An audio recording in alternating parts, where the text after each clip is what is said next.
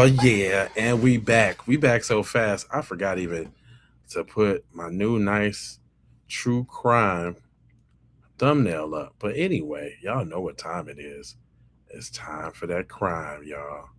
So I'm gonna go ahead and kick it off. I got a case, a nice one too. Nice long case for us to really sink our teeth into. So y'all know what we do. I'm Jay Lava. I scour the internet so you don't have to. And right now, I'm about to bring you some crime, homeboy. So let's get on into it. I ain't even gonna worry about the thumbnail or nothing like that. Let's just get right into the crime. I'm gonna do it like this. We gonna do it like that, and let's go. What's going on here? We just got a call that somebody's trying to burglarize a house, and I'm making announcements. Can hear somebody inside, but you're not responding to me. Just got up. You just woke up? Is your front door and garage door usually open? No. Okay. Are you the only one here? No, my parents are here. Your parents are here? Where are they at? Sleep. They're asleep? Okay. Well, we just got a call that somebody was trying to burglarize a house, and the garage door and this door are wide open. So I'm trying to figure out what's going on. Police identify one of the home's residents, seen here, as 19-year-old Darren Munoz, who says he and his parents were asleep when the call was made. But that's not exactly adding up for first responders. Does that make sense? I'm not trying to scare you or anything. I got it. I got you? That scared me. I got you. Is your parents in their room? Yeah. Okay, where are they sleeping? Yeah, where my room right there, they're down the hall. I got you. 2650, just 49. I got contact with a resident that stated that they were asleep. I'm going to attempt to make contact with the homeowners. All right, let's go talk to your parents. You want me to wake them up first, or? I mean, if they're not up, yeah, I'd like to wake them up because, like I said, we got a call for a burglary in progress. You want them here? I don't think they don't sleep. They close them. Okay, if you want to go tell them to wake up. Is everything good? Nobody else is in here that I need to know about? Okay. 26 to unit in the back. You can come around to the front.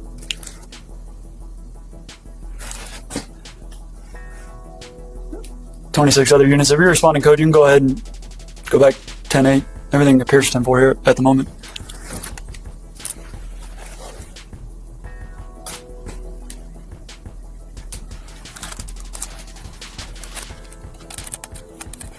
Charlie 2650. Who is a caller on this? What's going on? Pull blood. 2650. Send me in, we got to pull a blood. Stay outside. In the back. Where? Back. Back. Stay outside. In a bedroom, one officer finds Darren's father, 58-year-old Oscar Steve Munoz, and stepmother, 71-year-old Dina Munoz, both suffering gunshot wounds to the head. Clear the house. 26 other units, step it up, get back over here. We might have somebody still inside. Dina was pronounced dead on scene, while Oscar, still showing signs of life, was rushed to a hospital where he passed away hours later, according to a criminal complaint. Next, officers worked to clear the home. He was in this room.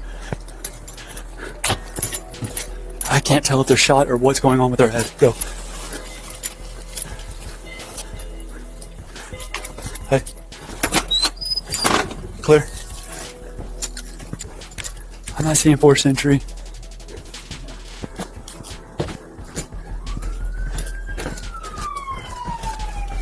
What's up, LA? Who else lives here? Just you three? You have family members? Got some snacks. Across the street, my uncle and aunt. Your uncle and aunt live across the street? All right, just stay outside for now. I don't need you going back in, okay? I'm gonna get you into my patrol unit, just as security for now, okay? Come with me.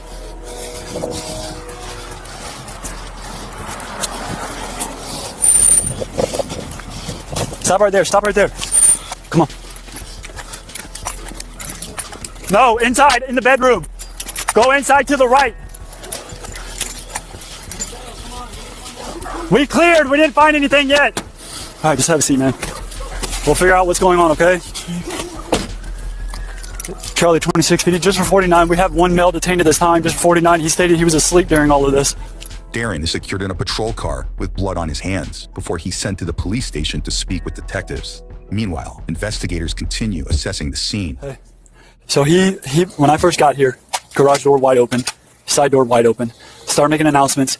The one that I just put in his unit, He walks out of this room like he's asleep, like he's dazed and confused, right?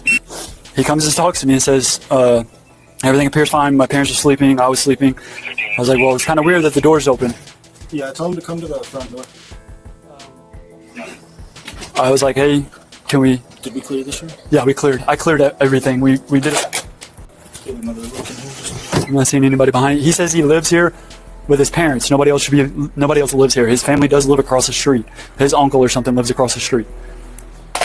Across the street, officers speak with other family members who appear to have an idea of what could have occurred. Told to come and see if you guys would be willing to come down to the police department to talk to one of our lead investigators, if that's okay. Sure. All right. Y'all can get dressed and get in y'all's own vehicle, drive down there. It's not like we're taking you guys down there or anything like that, okay? Is it that bad? Yes, ma'am.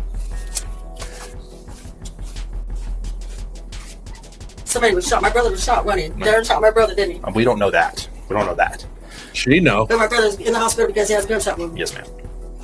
Back at the scene, police also come to a similar suspicion. No, where's the gun? He didn't have one in his hand. She didn't have one in. She doesn't have one in her hand.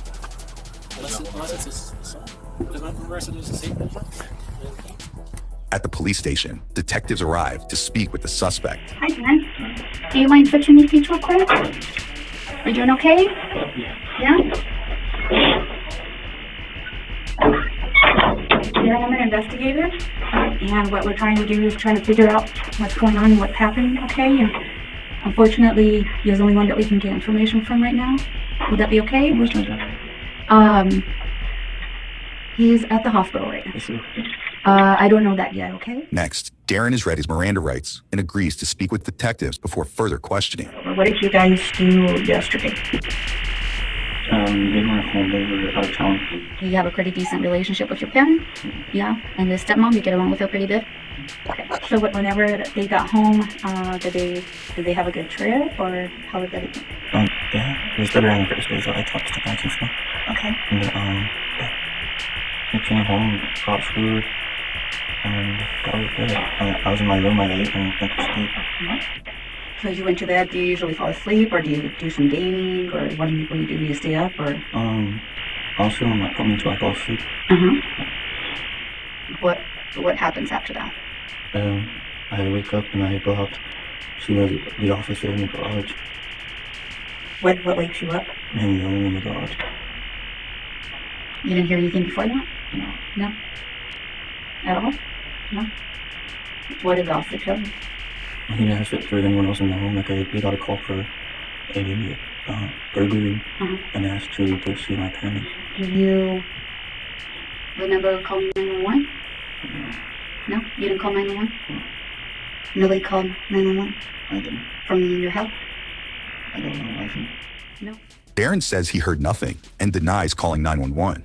But seconds later, his story quickly falls apart when detectives reveal they know more than they're letting on. I listened to an 911 call, and in talking to you, I can tell that that's your voice. So if you heard something, or you thought somebody was in the house, like that's where I was trying to ask you, like, who could have came in or who could have done something like this, So did you hear anything? So, do you know what happened to your parents? No? We know you called 911 because things at the scene tell us that you called 911, plus the recording says that you called 911. In fact, you didn't call 911 for no reason. You didn't just, I didn't know anything that happened, magically get to the garage because the cops yell. It didn't happen that way. Alright, can we agree that that doesn't make sense? Okay. So, let's start over, alright? You called 911 for a reason.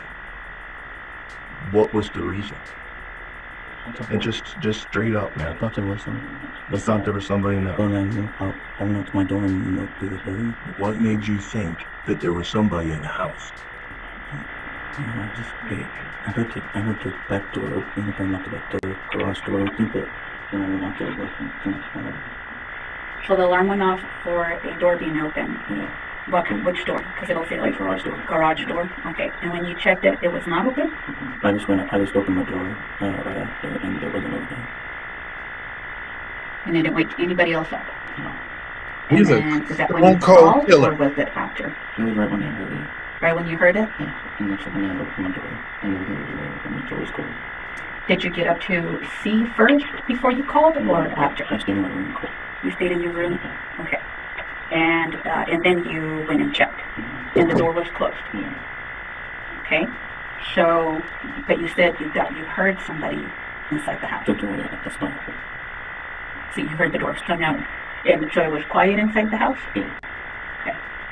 And then whenever officers showed up, they told you that the garage door was open? Yeah. Did you hear anybody maybe rummaging through the house? Did you hear any kind of gunshot? No. You didn't hear anything, but you heard the alarm go off. Yeah. What happened? You don't want to tell us that you called 911? Why?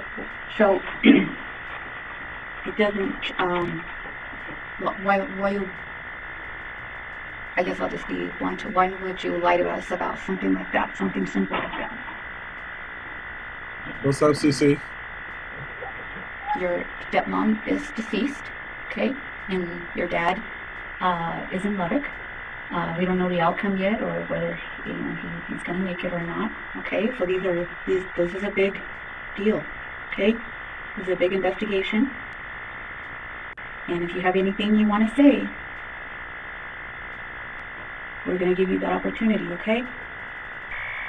Pretty bad in the sense that it looks like they were possibly shot while they were sleeping, okay?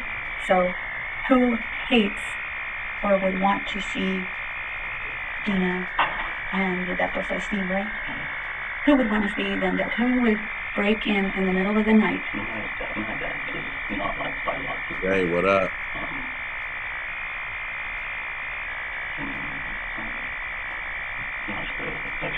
Yeah, you know what?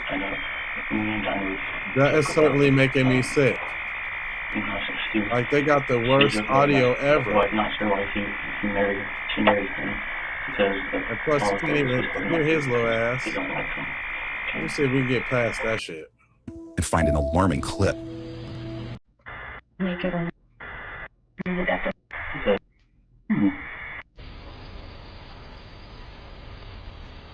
I can't let it go because I'm invested.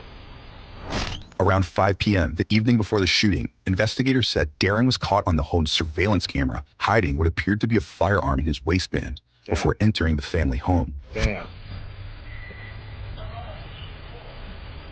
Yep, he tucking right there. I see him tucking, pull his shirt over.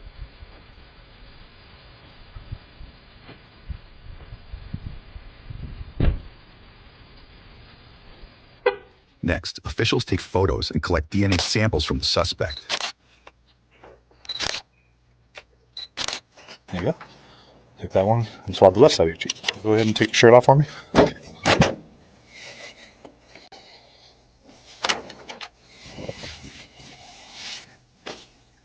Thank you. You didn't get no blood on this, as you can see.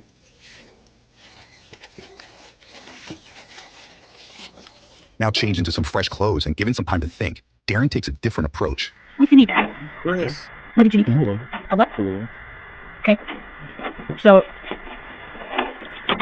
you are, at this point, requesting a lawyer?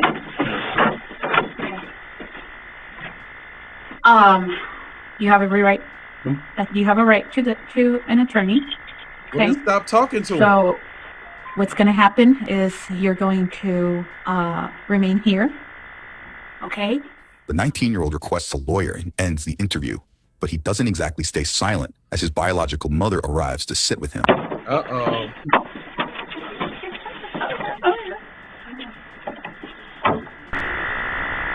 Oh, come on with this terrible audio. Is he still alive? Yeah, still is. He has a gunshot through and through his head with a 9mm. It's not. I don't think that's something up to me.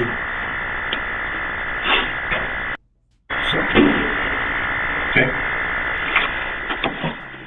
Now, Darren tells one investigator he never said he didn't have access to firearms, a statement backed up by previous photos and video of the suspect that would later be used as state exhibits in the case. Hey, bro. If she ain't willing, oh, she's gonna give consent. One way or another. Bro, what if she's a minor, bro? Only if she's above age. With that girl that you're texting, is it? She is? No, she's not. She turned 18. She's 17. She's actually 16 turning 17. Oh wow. Legally, it's alright. 16 or 19? She's 17. She's 16 turning 17. See, I'm waiting till she's 17. And it's legally alright. Are you still talking to her? I asked her what her name and how old she is. Crazy. That's talking. Oh, he's a little PD. What do I think in here? A little PD. I know. Have you eaten? No, we got to pass these parts. I know. Before. Okay, if they can't fix the audio, I ain't listening. Multiple witnesses come forward with critical new information. Darren has made jokes before about hurting his dad for hurting him in ways that I'm sure he doesn't want to say, or I wouldn't say for him. And, I've always took it as a joke and blown it off, because like my parents said, he's always been a pussy, you know what I mean? And so he was going to get to do it, but one of our really close friends, so instead of Darren having to do it, he had Julio do it. Okay, basically they had traded guns, and then that Julio was down to kill Steve, right? That's his name? Right. Okay, so basically Darren had planned this. That's why the cameras had cut off. Right. And has Julio's gun because Darren had built a ghost lock, which is the gun that was used to kill his dad.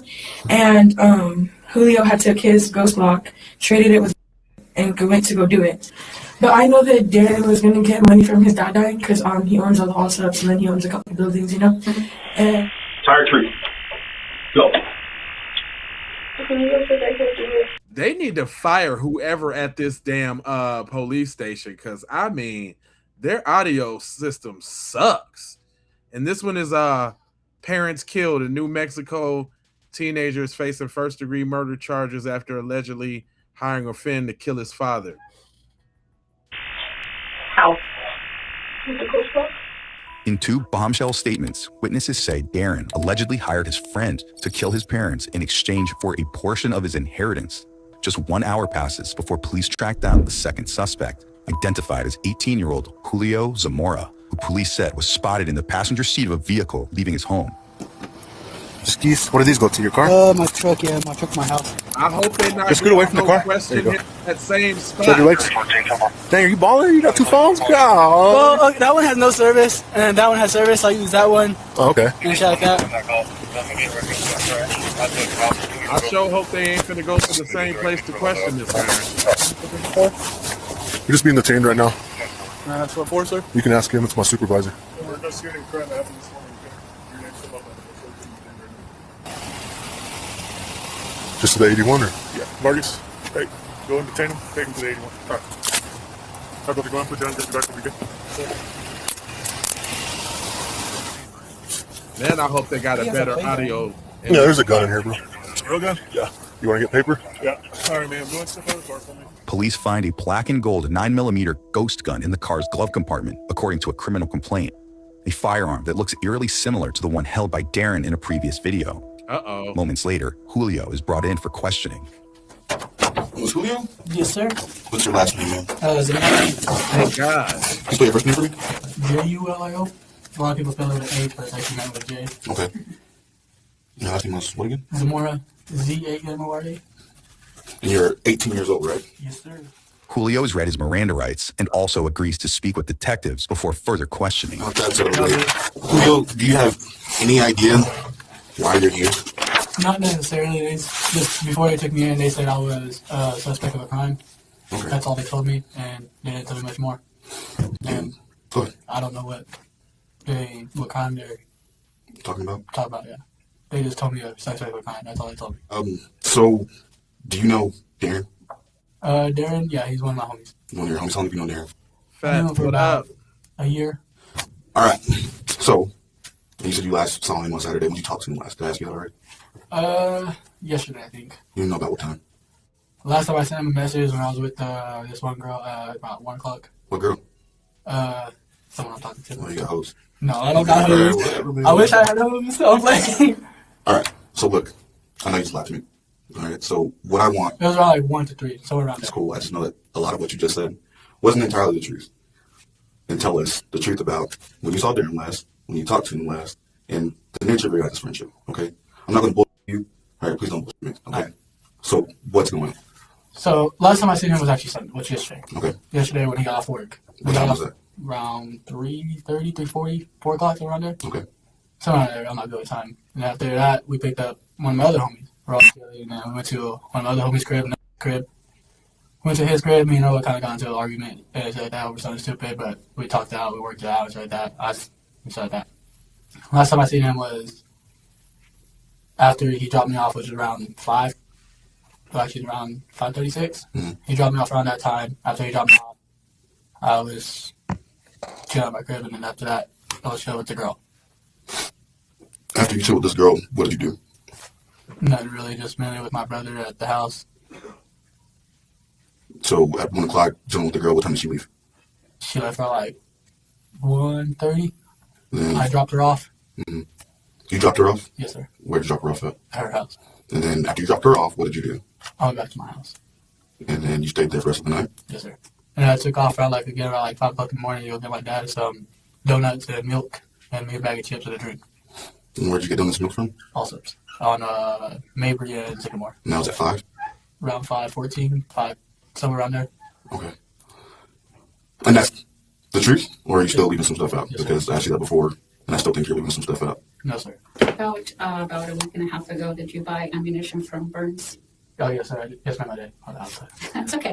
What kind of ammunition did you buy? I bought 9mm rounds. You got 9mm rounds? Okay. Yes, sir. I bought it for a friend. Okay, so we know about this ghost Glock that Darren had, Yes, okay? You guys go and buy, you go in and buy 9mm ammo. Yes, ma'am. Is that right? Yes, ma'am. Okay.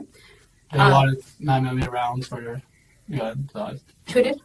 he wanted a 9mm round for his gun. I said, okay, it's not. I didn't see much of a big deal with it because not like that. I'm going to buy it or something like that. What was going on around that time that you guys wanted to buy this 9mm ammo for? Just go out shooting. Just go out in the range, shoot. And did you guys make some kind of trade at some point? No, we haven't. I made a trade with somebody else, but then we traded back. And He is so stupid. That's about it. That's about it? Yes, ma'am. Okay. Were there any other conversations about what Darren may have possibly asked you and to do? No, man. He really didn't ask us much to do anything. He just wanted to have fun and enjoy it because of me, him. Okay. We've talked to all those people, and we already know about this plan, okay? And they've thrown you under the bus, pretty much. So at this point, I mean, there's... He talked about, stuff like that, but... Stuff like what? Stuff like wanting to do stuff. I really don't know much about it, but he was talking about wanting to do different things. We know everything at this point. Yeah, and I really wasn't really much into it. I'm like, that's a bad idea because I'm not that type of guy. Yes, I love my guns, but I'm not that type of guy. And what did he ask you guys to do? He asked us to do him a favor. Which is? Kill somebody. I'm like, I'm not doing that because I'm not a killer myself. I don't have the guts to encourage to do that. Kill who? Kill his parents, I guess. I don't know. You know, man. Just be straight up. He told us he wanted us to kill his parents. I'm like, I'm not doing that because that's not something I would do.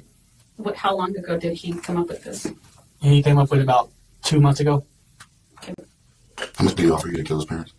He was trying to offer me money, but I don't remember how much. He offered me something and I just declined him. We're talking like $100, $1,000? Few hundred. Few $100? Few 100,000. Few 100,000? Where's he going to get that money from? I don't know. That's why I'm like, no, because he has a job. He really makes maybe like 800 every 2 weeks. So I'm like, I don't know. No, I'm not doing that. Even for that much money, I wouldn't do that. It goes throw my life away in the drain. So he did try to broker a deal with you to kill his parents? Yeah, he tried. Is he snitching or did he do it, y'all? Okay, but his parents somehow end up dead anyway. His parents are dead? Don't. No, I promise you, I don't know anything about it. No, I don't play dumb with us at this point, okay? I knew he was talking about it, but I didn't know his parents were dead. Yeah. And he's here. And he told us your part. So we just want to know when he asked you to do this, how he asked you to do this, and whether you just kind of went along with it, or did he orchestrate this whole thing? What do you mean, went along with it? If I went along with it, just act like I was cool with it? Mm-hmm.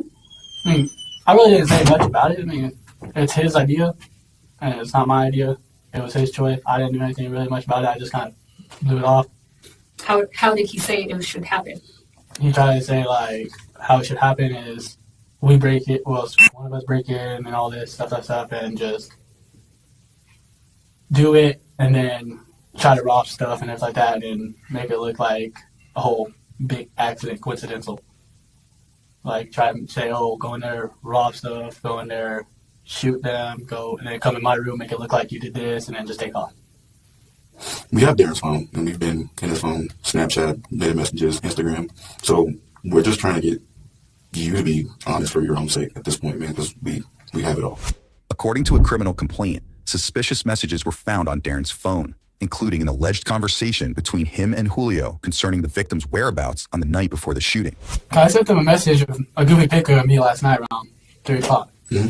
And then you asking him when his parents were going to be home, and you were out there. I never texted him that. You did. I texted him when his parents going to be home because he said he has to be home before his parents get home. That's what he. Julio. Other concerning messages appear to show attempts to orchestrate the trade or sale of firearms among the suspects. Next, Julio decides it's time to fess up. But, we already know. It just has to come from you, so that way we know whose role was what and who really was the ringleader and who wanted this done. Darren wanted it done. Okay, so tell me how he set it up. We know it was you this morning. I didn't kill anybody, I promise you that. Julio. What it comes down to is that you're either this misguided kid with the promise of a lot of money on the table, because $100,000, a couple $100,000 is a lot of money. It's not a lot. I work for a living, that's a lot of money to me, all right? You're either misguided and blinded by the promises of money this kid gave you, or you're some monster that wanted to kill somebody in cold blood. And I don't think you're that monster. Are you that monster? No, sir. It has to come from you. Yeah, if it doesn't, it's going to look that much worse. You're going to look like that monster if you don't tell us the truth. Yeah, it's because he kept making a plan. He kept saying it for like 2 months constant. Kept going, and he kept saying this, and all that. And what happened this morning? His parents died. Okay. Tell me how you got in. The garage door was open. Okay. Uh-oh. Can you tell us what happened when you were in there? I held the gun against my own head, debating it, because I didn't want to do anything. I was scared. What's Darren up? I don't know. I don't know if he was up or not. Did you end up doing it? Yes, ma'am. And I feel guilty about it, and I don't know. Was the gun that was found in the car with you the gun that you used? Yes, sir. Have you talked to Darren since? No, sir. Darren, he wanted that gun back, and he wanted to keep that gun for himself. So what was the plan like after it was done? Like what was the next step? I didn't know the next step after it was done. Where'd you go afterwards? I just ran. All right, man. Is there anything else you think that we need to know about this? Anything you want to tell us? Darren, I think there is another thing, because Darren, he also said that he would kill me if I didn't do anything. And what was Darren's reasoning? He really didn't give me a reasoning. He just said that he just wanted it done. He really didn't give me a reasoning. His dad treated him like shit. His dad didn't do shit for him. His dad didn't really treat him with the best respect, responsibilities, and everything like that. His dad just threw him under the bus and kept him. So, why would you shoot the mom in the head? I don't know. I got scared when I pulled the trigger once, and then jumped and. Could you see in there? No. How were you able to see? I don't know. Everything just went black. It's hard to hear, Damn, dog. Their life is over, and your guys' life is over.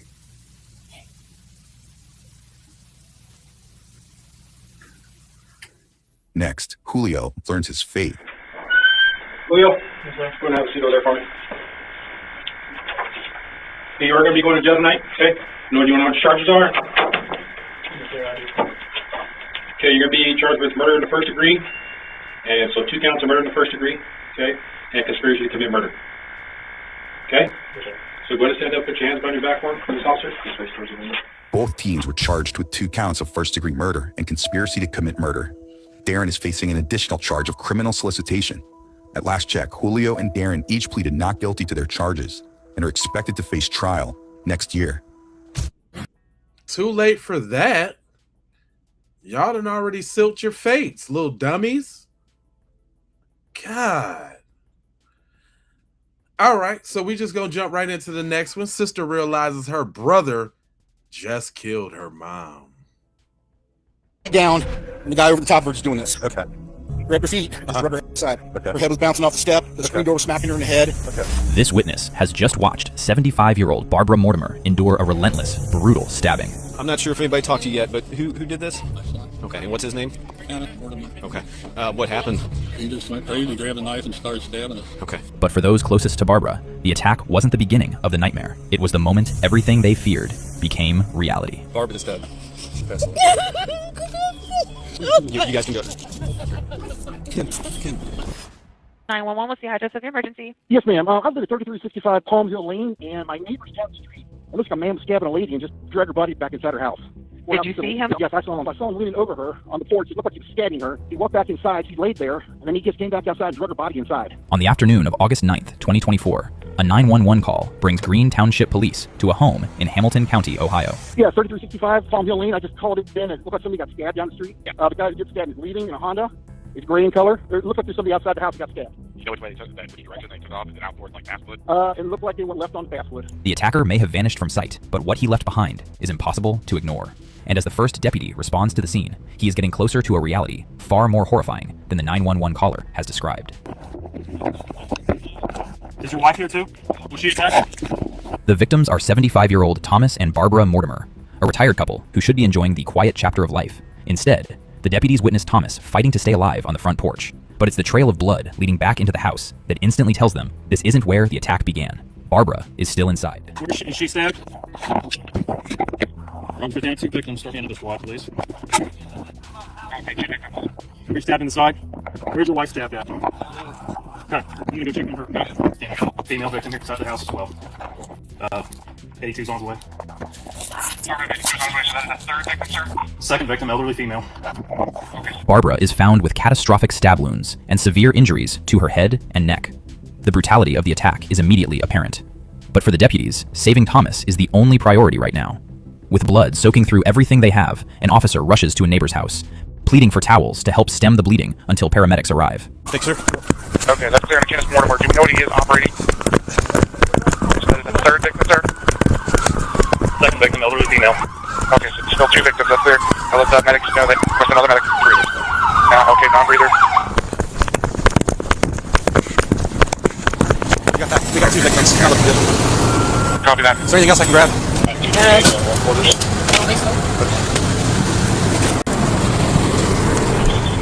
Within moments, paramedics take over, working frantically to stabilize both victims. Despite his devastating injuries, Thomas remains conscious, leaving investigators one crucial chance to learn what happened. As officers begin speaking with him, Thomas immediately identifies the attacker. But what shocks investigators isn't the name itself. It's how close that person is to the family. I'm not sure if anybody talked to you yet, but who did this? Okay, and what's his name? Kenneth? Okay. What happened? He just went crazy, grabbed a knife and started stabbing us. Okay. Did he stab both you and... Is that your wife? Okay, he stabbed both of you? Okay. Where's the knife at now? Okay. Where was he stabbing you in the house? Okay. The attacker is 40-year-old Kenneth Mortimer, the couple's own son. In an instant, the hunt for an unknown suspect turns into something far more personal. But before detectives can begin unraveling what happened inside, the investigation takes on a more urgent priority: locating Kenneth. He must have turned right, left on Basswood and then right somewhere. Because I was at St. James Church, so I was here rather quickly. Investigators quickly realize they're no longer searching for an unknown attacker. Kenneth has fled, leaving behind only reports of a gray Honda driving away. As officers broadcast Kenneth's information, the case takes a devastating turn. Barbara Mortimer is pronounced dead at the scene, turning the assault into a homicide investigation. Thomas, meanwhile, is rushed to the hospital in critical condition, leaving investigators with just one surviving witness to the attack. With the scene finally secured, investigators turn their attention to the neighbor, the one witness who has seen more than anyone else that afternoon. And what he tells investigators paints an even more horrifying picture of the final moments inside the Mortimer home. So what else did you see? I came home, got out of my truck, and I heard a lady frantically yelling, "Help, help, help." Okay. I looked around, looked down. I saw she just come out the door. Guy followed her out. Okay. Do you know who that was? I have no idea who they are. Okay. All I saw. Okay. And I saw she went down, and the guy over the top of her was doing this. Okay. And then he went inside. Okay. And I'm just for a second like, did I just see what I thought I saw? Yeah. I waited a minute. She didn't get up. I called 911. he came back out, yelled something, I couldn't hear what it was. Grabbed her feet, rubbed her head outside. Okay. Her head was bouncing off the step. The screen door was smacking her in the head. Okay. I was on with the dispatcher, told them all that. Then he came back out, had a bag and something else in his hand, got into his car. I called 911 back. Yeah. Gave him what plate I could get off of it. Gave him a description. Okay. And that's when I noticed the old guy walking around. He was walking around the yard. It looked like he was covered in blood. Yeah. That's when I told down, and he went up and sat on the porch. And I told him he's sitting on the porch now. Yeah.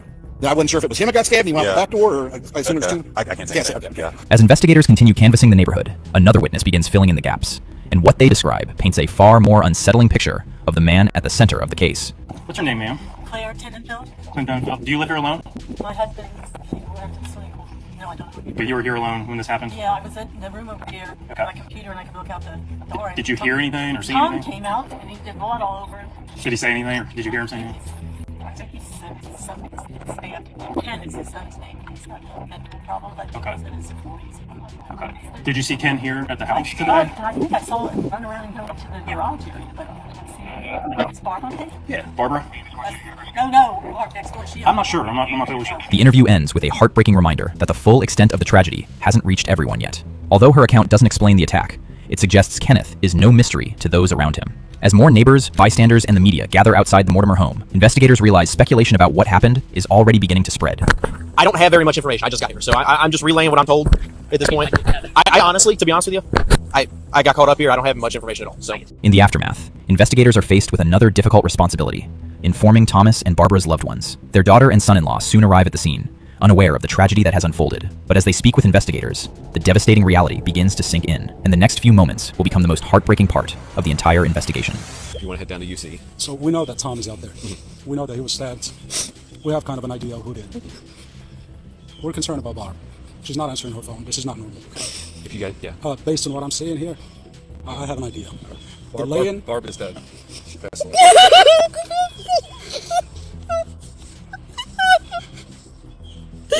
My brother in jail. We have him. You guys can go. Kim, I got her. Okay. I got her. Do you want me to bring your truck up? Yeah. Thank you very much. Thank you.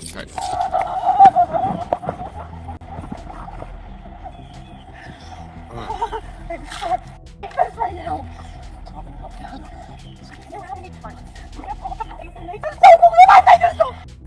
Believe us, they don't believe us.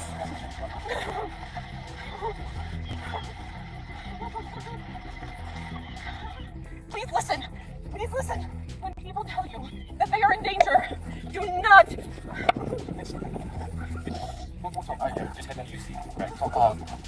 The daughter's reaction catches investigators off guard. The crime is shocking enough for the family, but what detectives hear next suggests the warning signs may have been there all along. I know something. That's probably the best people. I know something. We know that he's bad. Alice down there. He's been I hope so. This is not for you guys. The system failed us. It did. The system failed us. I mean, there was threats left and right. We were threatened. What seemed like a single afternoon of violence now feels like the closing chapter of a much longer story. Soon after, the son-in-law offers a deeper look at the life Kenneth had been living. They were threatened. Every time our father leaves to go do something, he's a veteran, and there's all kinds of stuff. He has a lot of health issues. I would run up to my home to stay there. But recently she had cancer and she has a back at home, and she was embarrassed to stay in my home. I actually set up a room for her to stay there. Comfortable. I'll be there. Just give me a second. I'll be right there. But she was too embarrassed. She's very close to me. We've tried. We've done everything we could to. It's what happened is what happened. The family members describe a history of concerns surrounding Kenneth, yet none can explain how those concerns spiraled into murder. The answer seems to rest with Kenneth himself, the only person who holds the key to the questions investigators still can't explain. But before detectives can hear his side, a neighbor steps forward, and her account offers detectives a perspective they haven't heard before. It makes me, because my friend OD'd in the front yard, I guess, and I stopped hanging out with all of them because I don't want to freaking be hanging out with that. And then I guess he lost his marbles, kind of, when I saw, kind of 10 years ago or something, and then I was at soccer practice, and they called me, like, because he called Mike, our friend, and said that he did it.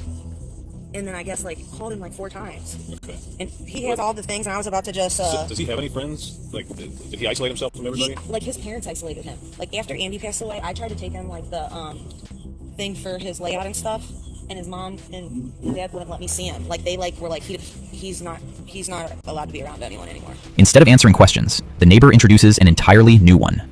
Kenneth grew isolated, and the years leading up to the attack reveal a pattern that nobody at the scene could see yet. Just as detectives begin looking into Kenneth's past, the same neighbor provides the first meaningful lead on where he might be. No one's talked to Ken in like 10 years, but they just said that they found an abandoned car in White Oak, or in Mount Airy Forest. The doors open. Who said that? The news at Oak Ridge Lodge. This is what my friends just said. My friends live down by Putz's, on like down stone steps, like down that back street.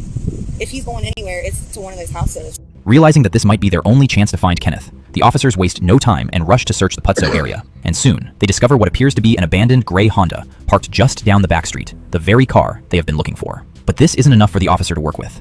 Kenneth is still on the run. Knowing he can't have gotten far on foot, officers fan out across the neighborhood, and within minutes, Kenneth is found hiding in one of the houses, finally arrested.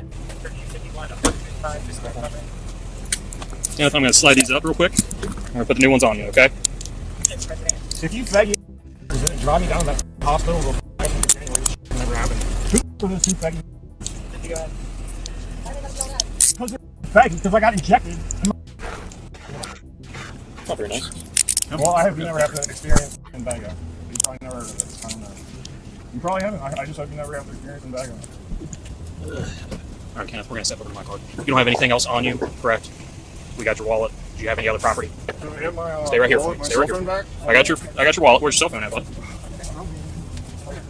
You think it's in the car? That's fine. Thank you. Kenneth has fresh injuries on his hand, and his jeans are stained with blood. From one of his pockets, officers recover Barbara's wedding ring, wrapped in a white cloth. Another piece of evidence linking him to the crime. All right, my man. Have a seat, okay?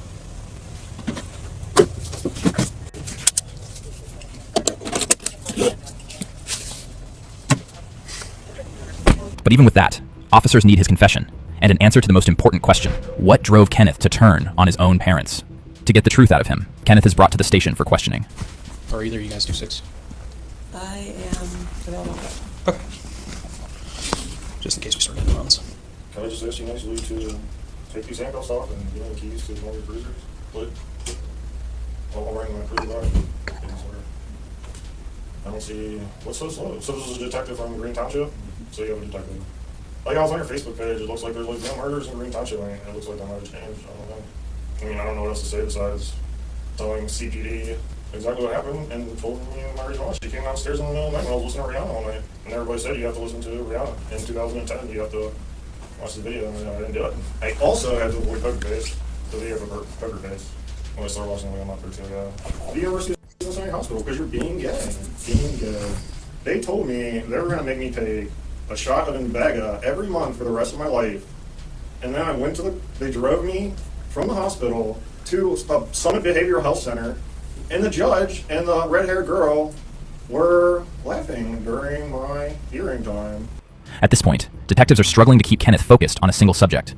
He jumps from one grievance to the next, and as detectives begin the interview, they quickly learn that every answer from Kenneth comes with a trail of distractions attached.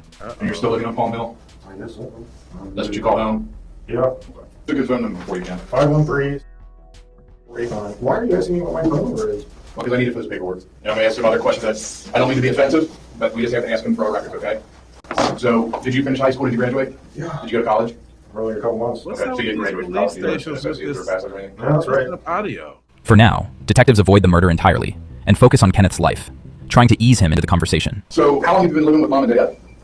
Since on and off, pretty much for 25 years. I've been living there since like 2015, pretty much is when I moved back in. Did you ever, have you moved out to another apartment or anything like that? Where do you work? I don't work anywhere. Have you ever, where was the last place you worked? I delivered food for DoorDash for 6 months last year. Okay.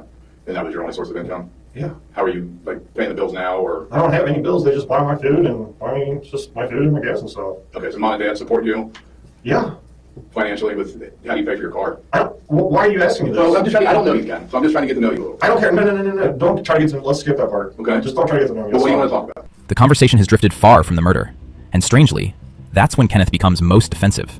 Questions about his family and the years leading up to the crime draw a stronger reaction than the crime itself. Pushing detectives toward a part of Kenneth's past, he seems reluctant to revisit.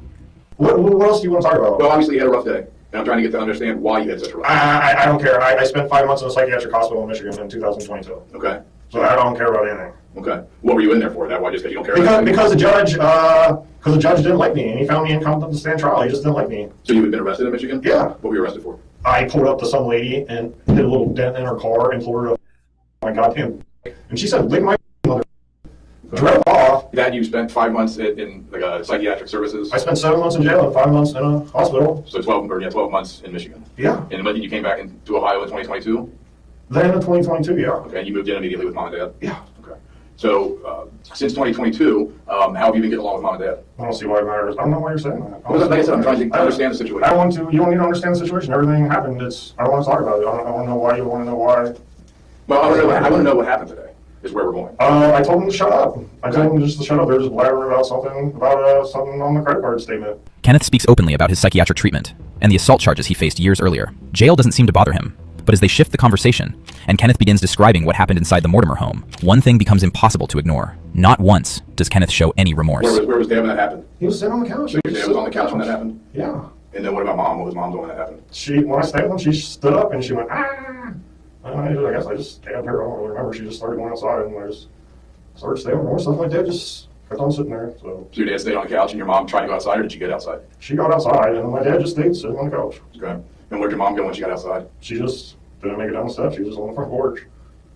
Did she come back in, or did you? I dragged her back in. Okay, so you dragged her back into the house? Yeah. And then what was your dad doing at that point? He was still sitting on the couch. So I think at one point he got up and started walking to the back door and he started saying, "Stop." He said, "You're killing me. Just stop, please." He said, "I'm begging you, please stop." And with that single detail, the story takes a darker turn because detectives are no longer listening to an account of violence that spiraled out of control. Damn. They're listening to something far more deliberate. So the biggest kitchen knife in the house. What, when you say the biggest, about how long was it? It was like that long. Okay. Was it like a bread knife or a? No, it was a big knife. It was a big, long knife. Where's that knife now, do you know? I don't know. It's probably sitting at my house unless you guys still get those evidence. So, who did you stab mom first? Is that right? No, I stabbed my dad first. Okay. Without flinching, Kenneth describes his murder weapon, suggesting it was deliberately chosen to ensure that the attack was fatal. But what he says happened next is even more disturbing. I think he started walking. I think he was in the kitchen and he just told me to stop, I guess, maybe, or something. And then he started to walk. I was like, what is he doing? He was standing in the kitchen like this. And then he walked into the TV room towards the back door and he just told me to stop, please. I just said, please stop. You're killing me. I was just like, you gotta walk out the back door. And once he walked out the back door, did you follow? No, I think I went out the front door. So you went out the front door, and then where'd you go? I just got in the car and left. Okay. Do you remember where you drove? No, I'm not talking about it anymore. Okay. What? Have you thought about hurting your mom and dad before? No, I'm not answering that question. Why not? I'm just not. I'm not answering that question either. Have you ever thought about hurting anybody else? I'm not answering that question. Why don't you answer this question? I'm just not.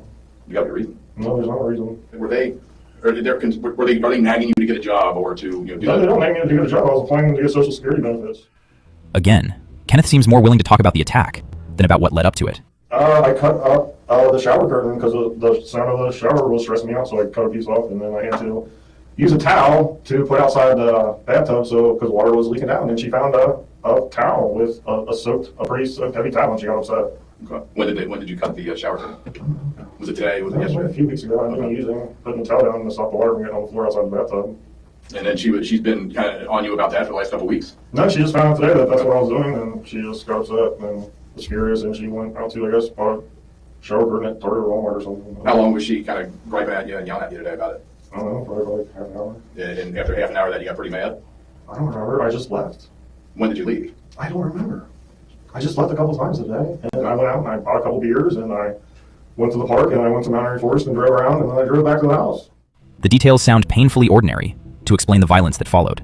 Yet, for reasons no one can fully grasp, they matter deeply to him. And the deeper detectives dig, the clearer it becomes that this case was never really about an argument. I don't see why it matters. I don't know why you're saying that. Like I said, I'm trying to understand the situation. I want to. You don't need to understand the situation. Everything happened. I don't want to talk about it. I don't know why you want to know why. Well, I want to know what happened today. Is where we're going. I told him to shut up. I told him just to shut up. They're just blabbering about something on the credit card statement. And I just told them they weren't talking about anything. I told them to shut up. And then my mom said, you need to leave. She said, you're not staying here tonight. She said, go find a park bench or something. And I told her to just shut up again. And where was mom when this happened? They were just sitting on the couch. And she just said, you're not staying here tonight. I told her to shut up. And I told her to shut up again. And then my dad said, should we call the police? And my mom said, the police aren't going to do anything. We need to call the crisis unit. And I just grabbed a knife, stabbed my dad. Okay. By now, investigators have spent hours talking in circles, searching for the reason behind the violence. What comes next is the closest thing they'll get to an answer. Why do you think your dad called the police at 911? because he was bleeding. And according to that, And you caused him to bleed by stabbing? I guess so, yeah. So, did you want him to call the police? I didn't really care. I was just like, I guess he's gonna call the police. I guess I just drove away. Did you, when you never took his phone from him? No, I didn't take his phone from him. Did you keep him from calling anybody? No. So do you know that it's wrong to stab your dad? I couldn't take it anymore. They were just stressing me. According to Kenneth, the hospitalizations weren't help. They were betrayals.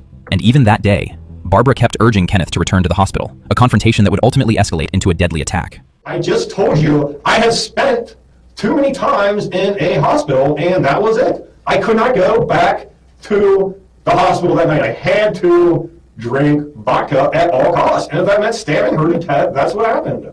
So what? That's it. That's what you're asking me. I'm telling you, that's it. Did you know it was wrong to stab your mother to death? I don't want to talk about that. I don't care. I don't want to talk about that. Do you love your mom? I just told you, I have a feeling you guys are just going to start getting so weird on me. I just could not stand her. I really had a connection with her until she started to act like she was going to kill herself, and that was it. She acted like she was going to kill herself last April or May, and then that was it. And that didn't happen when you were younger?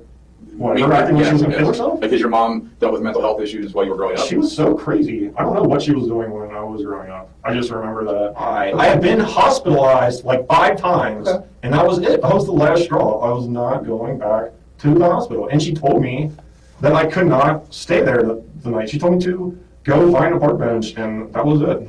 All right, again, we're just trying to put it all together so we can understand. All right? Right. It's hard looking from the outside in. I understand, you've been dealing with this for a long time. So it's built up for you. We've been dealing with, this for a few hours, meaning, we don't know you from anybody else. You're the only one here that we can get these answers from right now. That's why we're trying to do this, okay? Do you understand me? Yeah. As the interview comes to an end, Kenneth finally stops his rambling. But after hours of explanations, detours, and justifications, one thing remains notably absent, which is Kenneth's genuine accountability. By this point, investigators have already pieced together the events inside the Mortimer home through physical evidence, witness testimony, and Kenneth's own statements. The motive remains complex, but years of resentment toward his parents appear to have played a central role. With the facts established, the case is now moving toward its final chapter. Kenneth Mortimer is arrested on August 9th, 2024, after fatally stabbing his 75-year-old mother, Barbara Mortimer, and severely injuring his 75-year-old father, Thomas. Nearly a year later, on August 8th, 2025, he pleads guilty to reduced charges of involuntary manslaughter, attempted murder, kidnapping, and felonious assault. Later that same day, he is sentenced to a minimum of 45 years in prison for killing his mother and attempting to kill his father. She went down. Do y'all think he should have got more time, or was that enough? Wow. Okay, we just gonna jump right into the next one. Says the insane story of Travis. Let's go. I went to Starbucks and I come back to the apartment here. I come back up to my apartment, and this is on my dad's property. My dad owns this property, but this is where I reside. Anyway, I come in here, I come into my bathroom, and I notice in my bathroom that the toilet seat is up. The toilet seat is up on my toilet. I haven't put my toilet seat up. I know for a fact that this toilet seat was down. I know for a fact that the toilet seat was down.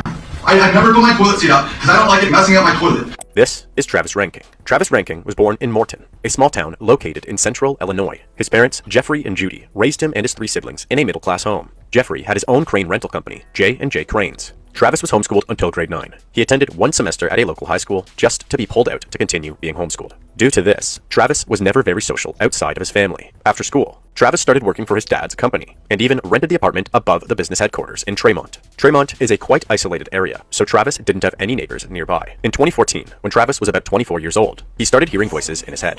In 2015, he began displaying clear signs that his mental health was deteriorating further. It was about a year later, in 2016, while attending a large concert, that Travis experienced something that appeared to become the catalyst in Travis's more aggressive downward spiral.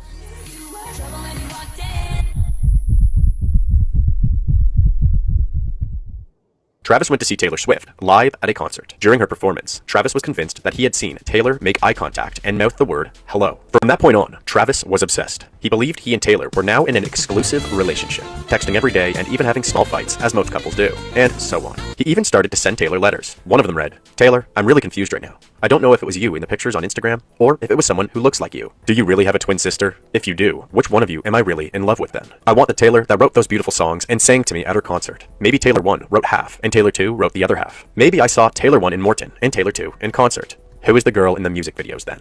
At one point, Travis had claimed to have made plans with Taylor. Plans for the two of them to meet at a Dairy Queen. When he arrived at the Dairy Queen, he went inside, and there Taylor was in all her glory. But apparently, Taylor then ran outside and climbed to the top of the building. So naturally, Travis followed her to the top of the Dairy Queen. The cops were called, but no charges were placed, as no serious crime was committed. It was at this point that Travis's parents reached a level of concern that was enough to call the police and ask if they were able to help him. Travis became paranoid and suspicious of the people that were genuinely trying to help him live a healthy life. Regardless, he reluctantly agreed to go to the hospital and seek professional guidance. After 9 days in the hospital, doctors diagnosed him with schizophrenia.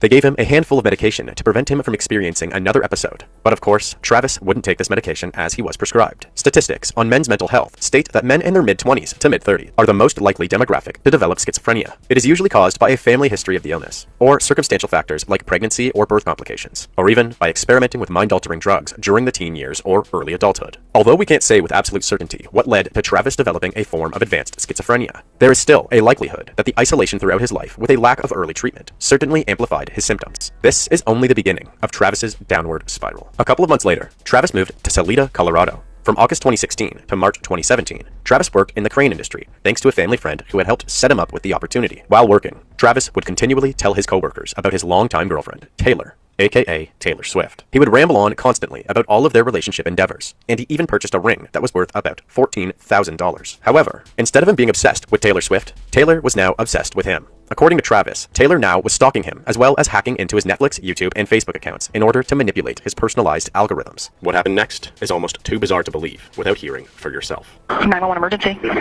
Yeah, I need to report something, and every time I go to the sheriff's office, it's closed. Okay, what do you need to report? I have somebody stalking me around town, and I do not appreciate it. I wanted to stop, and no one seems to take me seriously when I say that. Okay, and who is it that's stalking you? Taylor Swift. Okay, and what is she doing? Do you say she's stalking you? Yeah, I mean, everywhere I go, like, they're stalking on the internet, they're stalking me, like, in person. Everywhere I go, I'm pretty sure, like, the police here are involved in it. And, like, I wanted to stop. It's stupid. No one has the right to do that to me. What exactly are they doing? They're getting, like, they're doing some kind of, like, I don't know exactly how they're doing it, but somehow they're, like, getting on my Facebook, they're getting on my YouTube, they're getting on my Netflix, and they're changing the videos that I see as they pop up. Okay, I'll have an officer come meet you at your house then. Okay. Okay? Yeah, thank you. Uh-huh. Bye. Travis left Salida, Colorado, after progressively losing trust in the police that worked there. He moved back to the apartment in Tremont and began working for his father again. But the absurdity didn't stop there. Just 3 months after he moved back to Tremont, Travis put on a pink dress and equipped an AR-15. He then approached a worker at J&J's Cranes while screaming. He ran away, drove to a local public pool, and jumped in the pool while still wearing the pink dress. When the police were contacted due to his extremely bizarre behavior, he promptly stripped and exposed himself to the police. Around the same time frame, Travis filmed this video showcasing the extent of his delusions. Like, look at these people. They're afraid, and yet they expect me not to be. Like, look, they're coming in here, they're doing this stuff in my apartment, and then I'm not supposed to be scared? Like, oh, I'm just supposed to accept that this happens? This is insane. These people are insane. I want this to stop. This is ridiculous. And I'm tired of getting worked up, and I don't know why I have to be mean to people or call people names in order to get them to off. You know, that's the only word I can use. It's like, look, I don't want you around anymore. I never did. Like, I didn't ever ask anybody into my apartment. I've never done that. I don't want them anywhere near here. I mean, this whole thing is criminal, what these people are doing to me, and then they blow it off like it's just some game, and I'm just supposed to be okay with it, when they're not even okay with this stuff. It's stupid. And when you come in here and do this stuff, that just tells me you're a fucking criminal, that you believe guys are criminals, and that's wrong. Like, all guys aren't criminals, you know? And I don't like you because of the way you portray men. You're sick. I don't want anything to do with people like that. In July of 2017, Travis drove all the way to the White House and drew a crowd by making a scene. He was exclaiming that he was actually a sovereign citizen, and that he possessed the right to inspect the White House grounds. This incident resulted in 32 hours of community service and all of Travis's weapons to be confiscated by the police. The police eventually returned all of these items to Travis's father, but he was obligated to keep them away from Travis. The next year, on February 23rd, 2018, a mother staying at a Tremont hotel with her 2 children contacted the police about a man who was screaming and had broken into her room when she asked him to quiet down. I came out here to my car, and this man down here was running up and down up the top, and then down here screaming at everyone's door, telling them he'll make as much noise as he wants. And I looked at him, I said, I have kids, and they're getting ready for bed. And he was right there at that white truck, literally ran into our hotel and tried to hit me. Acted like he was going to put his hands on me. Okay. Where's he at now? He's down there with the man that owns this place. Down towards they're the walking office, toward the office. 237. Hey man, what's going on? How's it going? Good. I don't know, I'm trying to get a refund. Okay, we just got a call that you just went in somebody else's room. No, I didn't go in anyone's room. You got your ID on you? Yeah. The reason I'm here is we just got a call from, I think it's room 125. That you went into the room without being invited in, basically? No, I didn't ever do anything. Okay. Were you banging on the door or anything like that? No, I was walking by trying to figure out who's knocking on my window. Someone's knocking on my window outside of the building. They come outside on the railing, right out front of the door. You know, there's no one who's standing right in front of my door. Okay. And they'll be talking loud at night. They'll knock on the windows and then walk off, and I don't know who it is. This lady then comes walking up and she's like, "What are you doing?" Blah blah blah. You know, sticking her nose in the business. Like, if you just got here, I mean, apparently you have nothing to do with it. But now she wants to police people, and she's like, "What are you doing? You know, just leave me alone." Okay. Are you planning on going to a different hotel? Yeah. Okay. It's unclear if any treatment was given to Travis at all following his initial diagnosis, and if there was any, it appeared as though it was definitely not working. His schizophrenic episodes were becoming more and more frequent, and his behavior was becoming more erratic. Travis was fired from his job in April of 2018. He quickly found a new job, and after showing up for one day of work, he never went to this workplace again. In May of 2018, Travis stole a BMW from a dealership and went for a joyride, which resulted in a brief police chase through the streets of Tremont. This concluded with Travis abandoning the vehicle very close to his apartment. At the time, officers were unable to piece together that Travis was responsible for the theft and subsequent car chase, so he was not arrested or charged for this incident. At 3:20 a.m. on April 22nd, 2018, Travis Ranking pulled into a Waffle House parking lot. He sat in his gold Chevrolet Silverado pickup truck for approximately 4 minutes. Waffle House is a very popular late-night restaurant, one of few food chains that are typically open 24/7. It is often a go-to for partygoers after having a night out, or for people looking for a late-night snack when everything else is closed. So, during the early hours of this specific Saturday, at around 3:20 a.m., the restaurant was full of customers. At 3:24 a.m., Travis exited his vehicle, revealing his outfit, which was nothing at all except for a green jacket. Travis then began walking towards the Waffle House, barefoot and partially exposed, apparently experiencing another schizophrenic episode, this time appearing far more severe. Travis was carrying an AR-15 again, the one his father was told by the court not to give him. He opened fire on the two people outside of the building. The first was Joey Perez Jr., who was nearly entering the restaurant. The second was a longtime Waffle House employee and cook, Taurine Sanderlin, who was outside for a quick smoke break.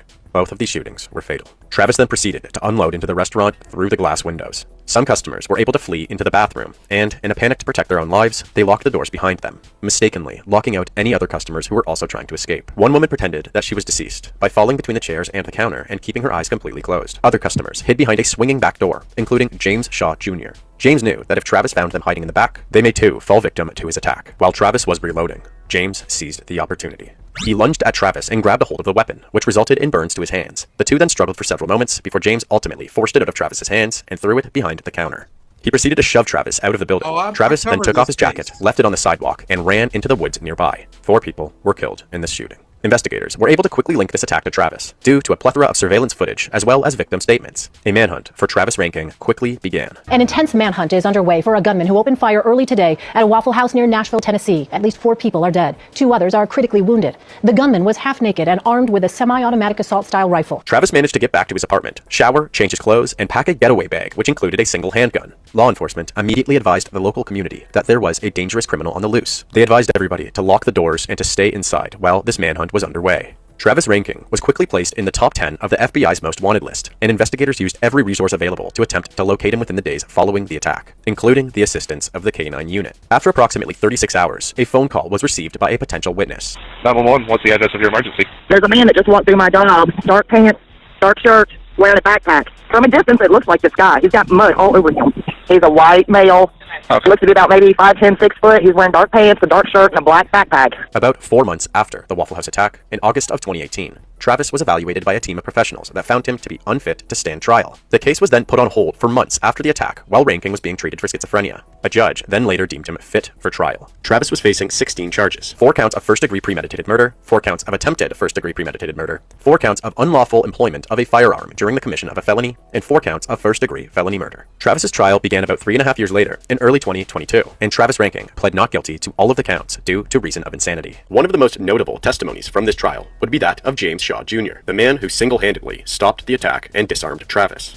And the cook is the other cook. After Torrance stepped out, the other cook is washing dishes. And as he's washing these dishes, we're just looking at him because he's stacking them on the shelf. And he keeps stacking them and stacking them. And I guess they had to be at least 12 or 15 plates high. And we're like, those plates are going to come down. They're going to crash to the ground. So we have a small little joke about that. Mind you, my phone is on the countertop of the bar.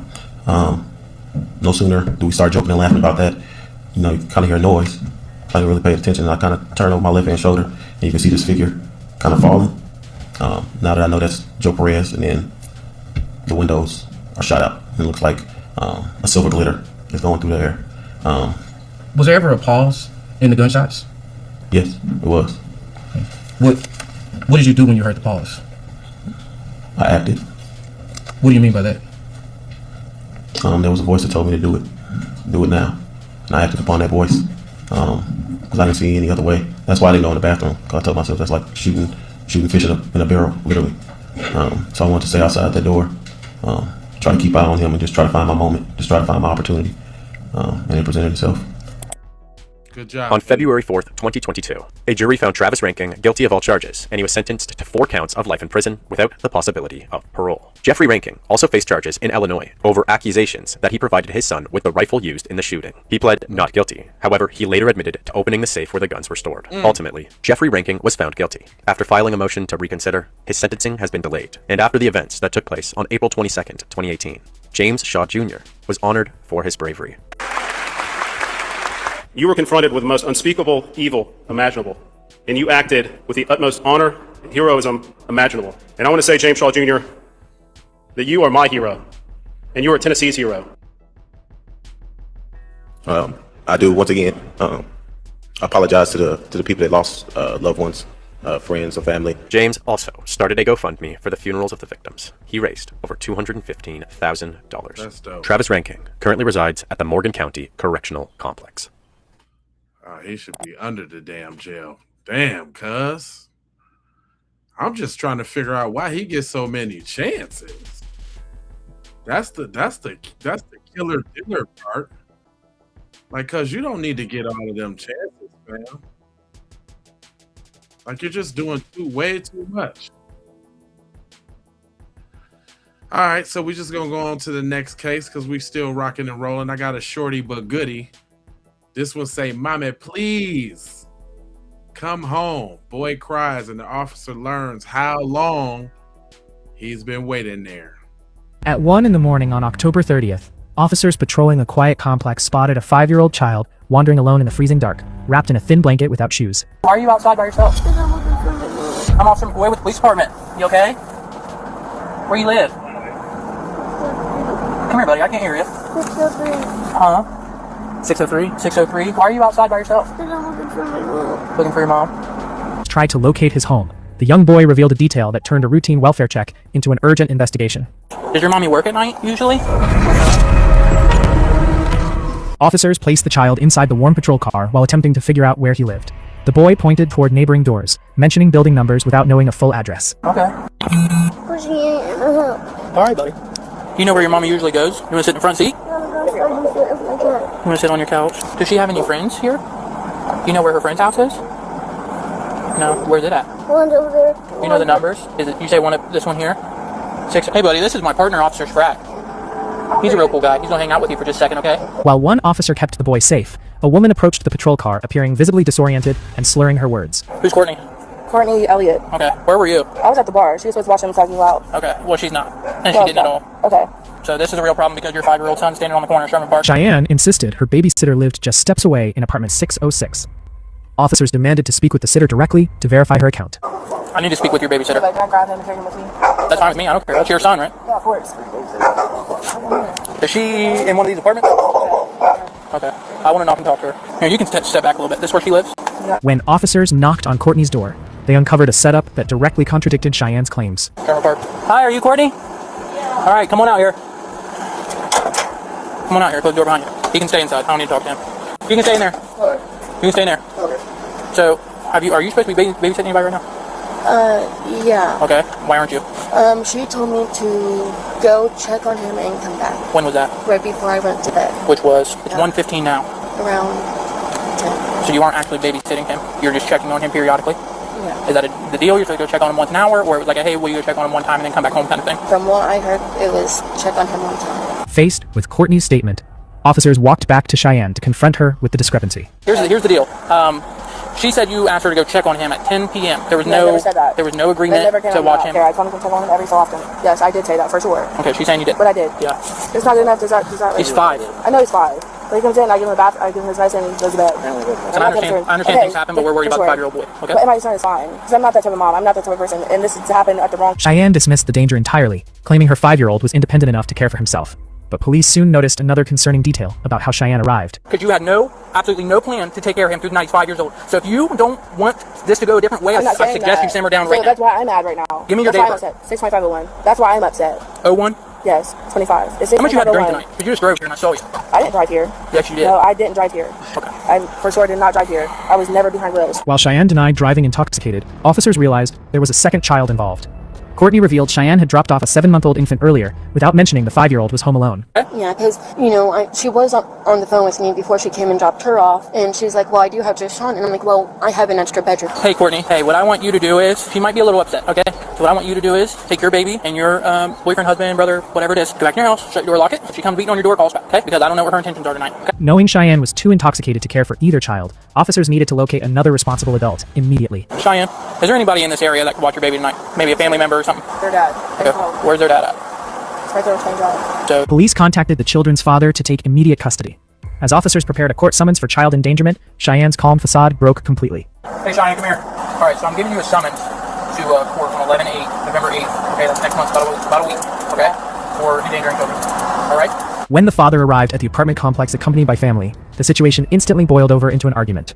We were driving by and we saw a 5-year-old. I had your son standing right here by the building. Hold on, I gotta get custody of my kid. No, just no, absolutely. Reporters. Am I gonna be able to get him before that happened? Now, we go with you right now. She said she was already cultural service and they said it's fine. So am I gonna have to get custody immediately, or no, it's not going? Am I gonna be allowed to get custody immediately? That's what I said. we get to the court. You can call out. Okay. Get a children's services tomorrow. She got cultural services ASAP and now there's the stop sign. Okay. So this kid gonna need you. Saying. I appreciate you. That was time. As the father tried to carry the infant safely toward his vehicle, Cheyenne physically lunged forward to snatch the baby out of his arms. Hey, we're not gonna fight over the baby. Stop. I'm not fighting my baby. Let go of him. Let go of him.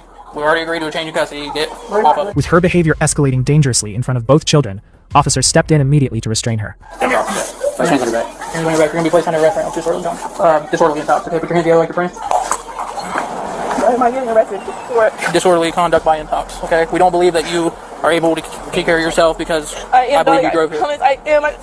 We'll go to sleep, bro. Like, I'm not intoxicated, not enough to go to sleep. Officers ensured the children were safely inside their father's car before leading Cheyenne away to minimize trauma to the kids. I promise I'm talking about so straight right now, bro. Like, I'm not. Cheyenne, let's just get. I swear to God, though. Hey, don't turn around on me. You're all right. Listen, intox is 8 hours. You be out in the morning.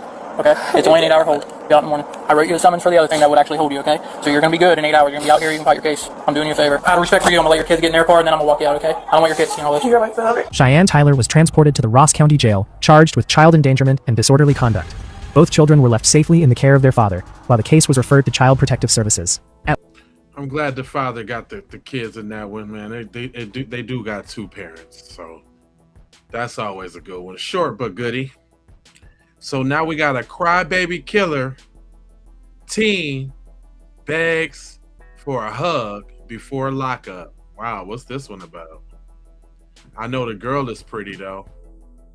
A teenage girl is walking back from the movies with her friends, but she never makes it home. Those girls, despite thinking at the moment this might be a prank, it's because it was terrifying.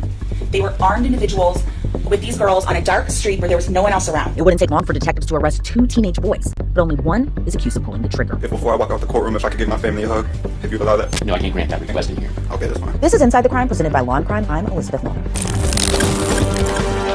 Prosecutors argue the victim was targeted randomly. The suspects were planning to rob her, but one gunshot turned a robbery case into a murder investigation. It's March 17, 2024. We're in Cape Coral, Florida. Just before 10 p.m. that night, 15-year-old Kayla Racone Miller and her friends were heading back from the Coralwood 10 movie theater. The girls were reportedly heading to a McDonald's nearby when suddenly a car pulled up and blinded them with its headlights. One of the girls would later tell investigators someone got out of the van and tried to rob them. During the chaos, the suspect reportedly pulled out a gun and fired. The shot reportedly hit Kayla in the chest. She was rushed to the hospital where she died from her injuries. By that point, the suspects were already in the wind, and detectives were working to identify them. It didn't take long. 2 days after the shooting, officers had one suspect in custody, 16-year-old Thomas Roy Stein. Investigators say the SUV that pulled up alongside Kayla and her friends had been rented by Thomas's mother. Despite his age, prosecutors ultimately chose to move forward with charging Thomas as an adult. Then about a month after the shooting, investigators arrest another suspect, 16-year-old Christopher Horn Jr. Just like Thomas, Christopher's case was also moved to adult court. Both teens were charged as principals of homicide while engaged in robbery. Then in August of 2024, both were indicted on first-degree murder charges. It would take years before one of the cases even went before a jury, and that's because of a lot of unexpected twists and turns. In early May of 2024, Christopher Horn Jr.'s mom, dad, and aunt were all arrested on allegations of obstruction of justice. The trio was accused of trying to get Thomas Stein's mother to not cooperate with the investigation. In May of 2025, prosecutors reportedly dropped the charges. In September of 2025, Christopher Horn Jr. decided not to take the case in front of a jury, and instead pleaded no contest to second-degree murder. As a part of his plea arrangement, he agreed to testify against Thomas Stein for a reduced sentence. And that's exactly what happened when Thomas went on trial. Where do you live? In jail. By the time Christopher testifies in Thomas's trial, he's 18 years old, and he's been held in the Lake County Jail since his arrest. Again, he's testifying as a witness for the state, and his plea agreement is tied to his cooperation, including his testimony in court. On March 17th, 2024, there was a murder in Fort Myers. You understand that? Yeah. I'm sorry, Cape Coral. Is that true? Yeah. 2 months before that, well, let's check that. How long had you known Thomas Stein for? Like a month, probably. Why'd you get rid of your cell phone? Because I know my phone is linked to, it's going to be linked to the murder scene. You knew the phone was going to be linked to the murder scene? Yeah.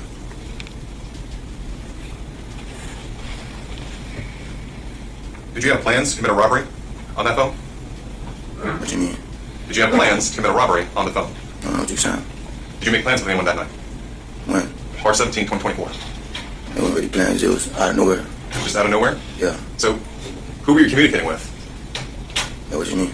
Who were you communicating with that night prior to the murder? My co-defendant. Who besides Thomas Stein?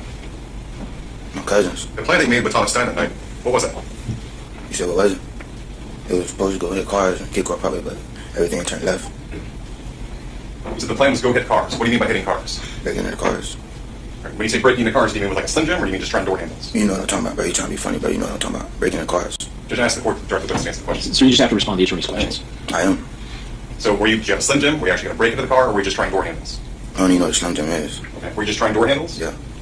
Were you going to break windows? No. If you're going around trying to go into cars that are open, why'd you have a gun on? I ain't had no gun on me. I got a gun from my co-defendant. I ain't had no gun. I just got a gun. You just got a gun? Yes. So why would you carry the gun with you to break into cars? The gun was in the car. Gun was in the car? Yes. So why was the gun in the car? I don't know. The gun was already in the car before I got picked up. Why'd you have a mask? I just got the mask. I wear the mask before the robbery. I just got the mask. Where'd you get the mask from? My co-defendant I take from. You took it from? Yeah. You've known Thomas Stein for about a month, you said, right? Yeah. Before this happened? Yeah. You described him as sweet, right? Yeah. Sweet meaning that you can take things from him like a mask. No, it's just like, no. That you can come over and smoke his marijuana, right? No. You can get him to do what you want him to do. Overruled. You can answer the question. You can get Thomas Stein to do what you want him to do, right? No. Since Kayla's murder, there's been a lot of looming questions. Like, who was the shooter? When questioned by Thomas's attorney, Christopher testifies he knows who the shooter is. So you look back at that exact moment, and Thomas Stein shoots Kayla. Is that what you're saying? Yeah. What gun did he have? 40 cal. 40 cal. Yeah. Had you seen that gun before? Yeah. Had you held that gun before? Yeah.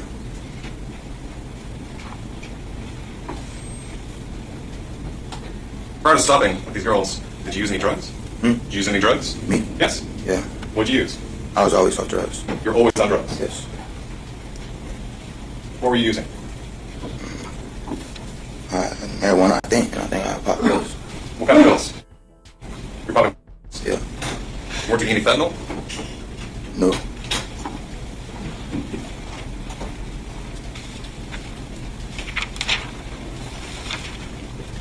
So after the shot rings off, you get back in the car, is that right? I run. I asked him. I started screaming. I asked him, why did you shoot? Why did you shoot?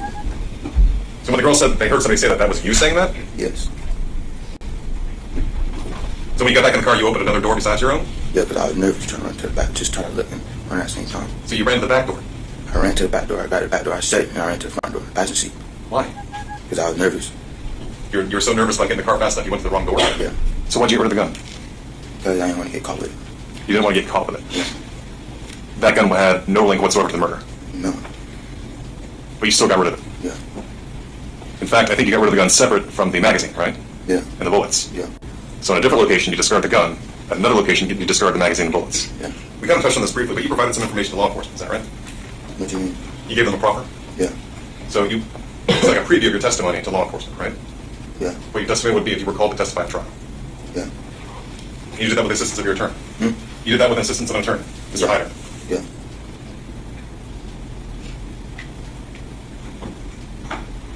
Before the proffer was made, you were arrested, right? You were arrested for the murder? The robbery? The proffer is made. I ain't never. What do you mean? You were arrested for the murder and the robbery, right? Yeah. About a month after Thomas Stein? Yeah. You were in hiding, correct? I wasn't hiding. I was in the city. I wasn't hiding. I gave myself up. I could have left. I wasn't hiding because I knew I was dead wrong. Did Thomas Stein ever threaten to call 911 and call the police and tell them what happened? He was trolling, yeah. He was trolling? Yeah, he called my phone after it happened.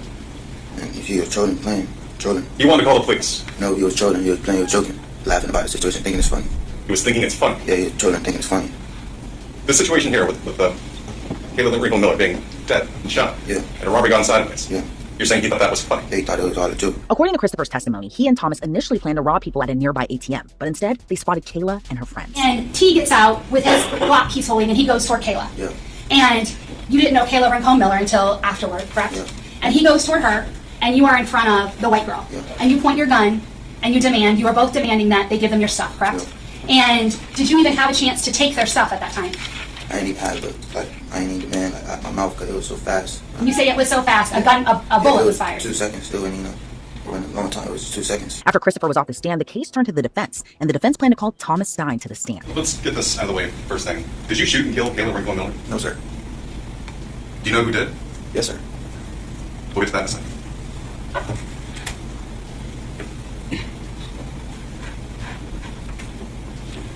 Who pays your bills? My mom. Okay. And what did she pay for? Did she pay for gas? I didn't really have any bills, but she paid for pretty much everything. Food, housing. Cell phone? Cell phone bill. She was aware that you smoked marijuana? Yes, sir. You ever do it in the house? No. That was an outside thing, right? Yeah. Away from the siblings? Yeah. Was your mom comfortable with you going out other places and smoking marijuana? Yes, sir. She didn't really have any concern about it, just as long as like I'm in like a controlled environment, like not getting in trouble. So she'd rather have eyes on you, you get in trouble at home than elsewhere? Yes, like she'd rather me do it at the house instead of like being elsewhere and possibly getting in trouble. She had guns in the home? Yes, sir. Right. Tell me about the Glock that she had in the home. The Glock, it's a Generation 5. It's a 40 caliber. I've had a chance to shoot it myself. I've been to the gun range on multiple different occasions. While on the stand, Thomas tells a very different story from Christopher's testimony. So at some point you see the 3 girls, right? Yes, sir. Did any of them look like guys? No, sir. You see the 3 girls, and what do you do? We're driving down the road, and we see the 3 girls, and we're all kind of just looking at them. We're checking them out, like we're kind of just like who's the best one? Like they're like beautiful girls, so we're just kind of like seeing which one looks the best, like off our opinions. So is this when you're kind of driving by real slow, and you're looking at them, right? Yeah. And you kind of like stare at them in your face? Yeah. Do you see them look back at you? Yes, sir. Does anyone in the car seem to recognize any of the girls? One of the individuals told me, he said he thinks he recognizes one of them. Were you aware that Chris had your 1911? Yes, sir. Did you have a Glock that night? No, sir. Did you have a mask? No, sir. Did you have anything to cover your face? No, sir. I had a hoodie put over my head. Did you have it up? No, sir.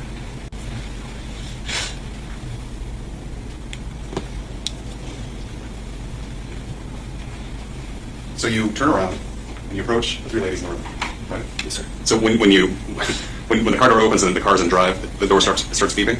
Yeah, when the vehicle's in drive, it'll beep when the door's open. And that's how you knew someone had opened the back door? Yes, sir. And you can see that no one had opened the front door? Yes, sir. Christopher was right there. He didn't open it.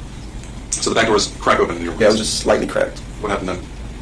As we get up, we get out the car, and everybody, I look back because I'm kind of expecting JD to like say something. And as he's getting out of the vehicle, I notice him. When I first seen him, I noticed he had what I thought at the time it was a do-rag, but turns out to be a ski mask. He pulls the ski mask down, and I'm just looking at him. He pulls firearm out, runs up, and then they're trying to rob these girls. Everybody. All right. So the 3 doors open. Your door's already open, right? Yes, sir. But do you leave your driver's side door? I stand by the driver's side door at first. Right. Who approaches the white girl that we know as Emma? Christopher. All right. So Buster goes to bed. Yes, sir. Who goes to the wing? Trey. Trey. Yes, sir. What does Trey wear? Trey. He was wearing a red jacket, I think, red hoodie. Red hoodie? Yeah. Okay. Did it have anything on front of it? Not that I remember. And who goes to Caleb? JD. What's JD wearing? JD has all black. Is he wearing anything to cover his face? Yes. Does JD have a gun? Yes. Does Chris have a gun? Yes. Do you know whether or not Trey has a gun? Not 100. He had to, yeah. You're assuming that he did? Yeah. So what's going on at this scene? You're just kind of seeing this unfold before you. What's happening? I'm just, well, it was in moments. It was like, as they get out the car, it's within 10 seconds. Christopher runs up to Emma, Trey runs up to Deja, and JD's at Kayla. And everybody kind of like struggling.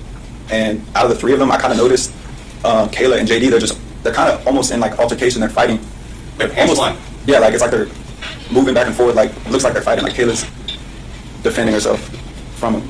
What do you do? So at this point, I kind of run up to separate them. Like, and before I even get up, that's when the gun went off. So before you even arrived at the 2 of them, the gun had gone off? Yes, sir. When the gun went off, what did you do?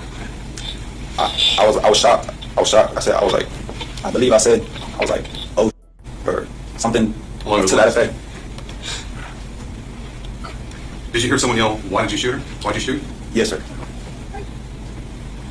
You guys got back in the car, right? Yes, sir. We all ran back to the vehicle. Under cross-examination by the state, Thomas seems to point the finger at someone else in the car as being the shooter. But prosecutors argue he was the driver of the car that was rented by his mom. But again, going back to what the plan was for that night, it's your testimony that you weren't going to go rob someone. Yes, ma'am. You'd abandoned the plan of car hopping. That's what we were going to do, and then it just kind of, that's when we seen these girls.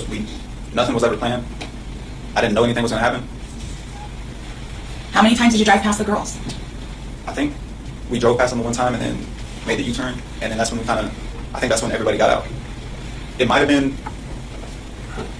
I think we might have possibly drove past them one more time, but I don't really remember. In fact, you drove past them once, twice, and a third time before you turned around and flashed them with your high beams, isn't that right? Isn't it? I think so. And in that time that you're circling back and forth, y'all aren't discussing what's going to happen when y'all stop? No, man, we were just talking about, like I said, JD said he might have knew her.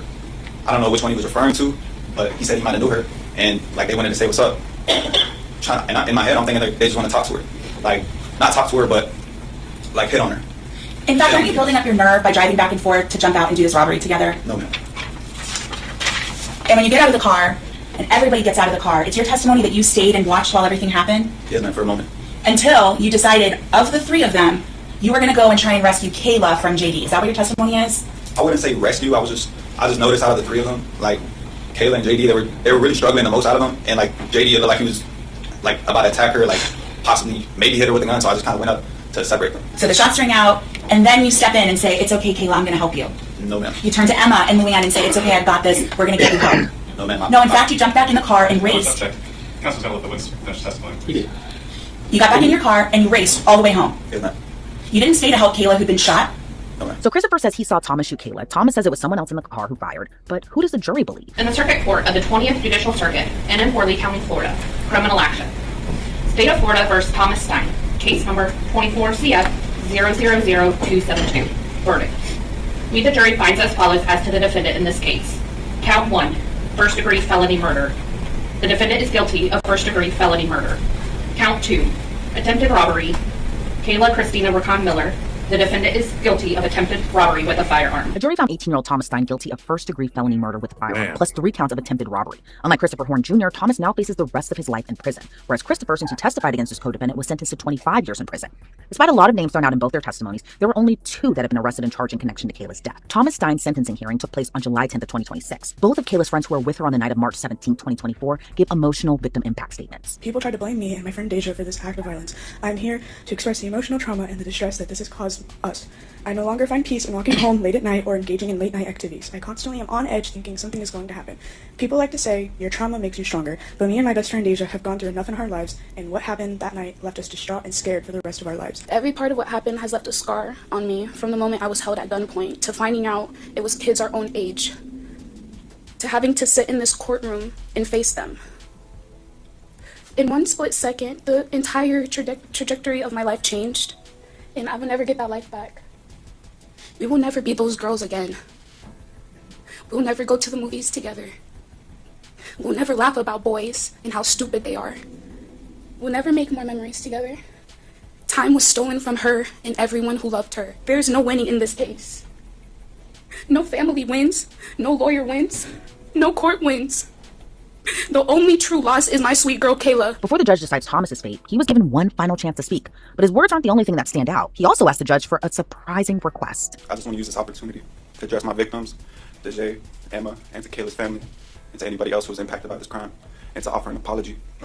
On March 17th of 2024, my actions with the system forever changed the lives of many people. That night I was implicated into the murder of Kayla Racon Miller. And as I reflect on that night, I try to understand the damages and pains that were inflicted. But the truth is, I don't think I could approximate the damage that was done or understand the totality of what everybody went through. And I want you to know that I didn't know that robbery was going to occur, but it was my reaction in fleeing that ultimately played a major role in assisting the perpetrators. I know that it wasn't my intentions, but the truth is, it doesn't change the result. It doesn't change the fact that there was a life taken and innocent people forever traumatized because of that. That day I made a terrible decision. The decision to get behind the wheel was a total act of selfishness and something I regret and I'm ashamed of every day. I regret the fact that I will impact innocent people who never deserved to go through what they did. I regret the burden I placed on my family, who have always been have always been there supporting me. I know me saying an apology will never fix or undo what happened. But regardless of that, I want to apologize for my actions that night and say sorry for what you guys been through and what you can continue to go through because of that. And Your Honor, before you sentence me today, I hope you can take into consideration the fact of my youth. I'm capable of change, and I know I can do it.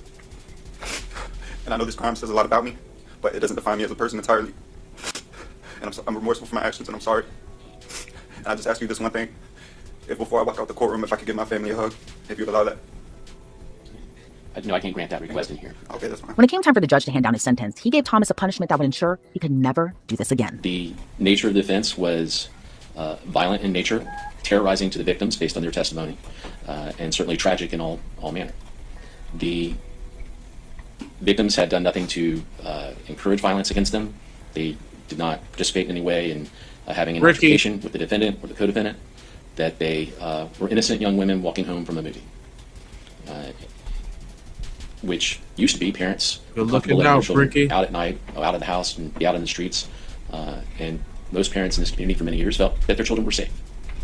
This is the kind of crime that makes parents afraid to let their children out at night, and certainly had an impact on the victims and an impact on the community as well. He was 16 years old at the date of this offense.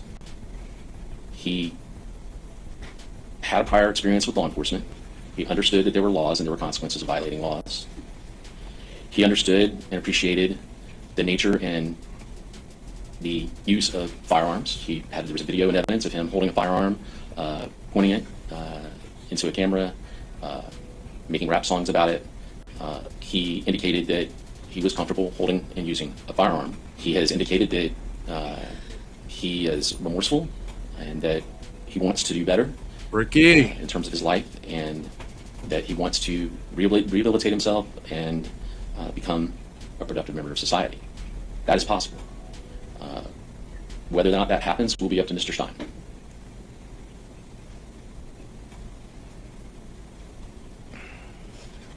So it is the considered judgment and sentence of this court that Mr. Stein shall be sentenced to a term of life imprisonment in the Florida Department of Corrections with a 15-year review. So we'll have that opportunity to make that assertion in terms of rehabilitation after 15 years. It's unclear where Thomas Stein will serve out his sentence. As of this recording, he's still behind bars in the Lee County Jail. As for Christopher Horn Jr., he's serving his 25-year sentence at a state prison in Doral, Florida. Thanks for tuning into this episode of Damn. I guess you're supposed to do dirt all by your lonely. That's why they say, do dirt all by your lonely. Man. All right, so we got another case. We're gonna keep it rolling. Killer dad. No, I don't even like that one. I want to go to this one. Actually, I know about this case because I covered it on the podcast already before, but it does make for some great crime watching. Didn't happen too long ago, but it is very interesting. Wait, say this. Progress Alameda, car into a building. 2 are deceased in the vehicle. Daughter's driving. This is the moment these parents come to the horrifying realization that their daughter has killed 2 innocent people. But unfortunately, there are more cases of parents discovering their children are killers. Like the father who learned that his own daughter had murdered her mother. She's on the ground. Who is it? My mom! Someone broke into that window. All right, hold on. She's on the ground. What's going on? We just got dad. The dad. Okay, Sydney. I don't know. Your wife's daughter got into an argument. Got this one. We was looking when she came. Now let's do it. Or when these parents found out their 18-year-old daughter disposed of her newborn baby like trash. Somebody was driving this vehicle. They went and threw a bag, which in the bag was an infant, okay, a newborn. So that's the reason why we're here. But first, we'll start with the horrifying case of Sydney Powell. On March 3rd, 2020, Akron police responded to a call made by the University of Mount Union. School officials told police that they were on the phone with a woman named Brenda Powell when they heard screaming over the phone. When officers arrived on the scene, they found Brenda with nearly 30 stab wounds in her neck and her daughter, Sydney Powell, in hysterics. Sydney insisted that it was a home invasion. But when investigators began digging deeper into Sydney's claims, they find that things didn't quite add up. According to school officials, when the line initially went dead, they called Brenda back and someone claiming to be her picked up the phone. But the woman on the other end of the phone wasn't Brenda, it was Sydney. That wasn't the only thing she was lying about. And unbeknownst to her, by the time Akron police arrived, her secrets would begin to be revealed.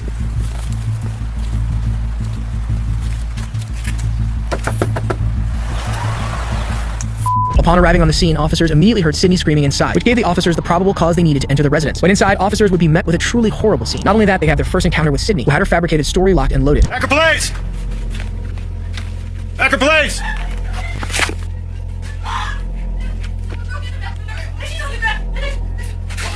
Where's your mom at?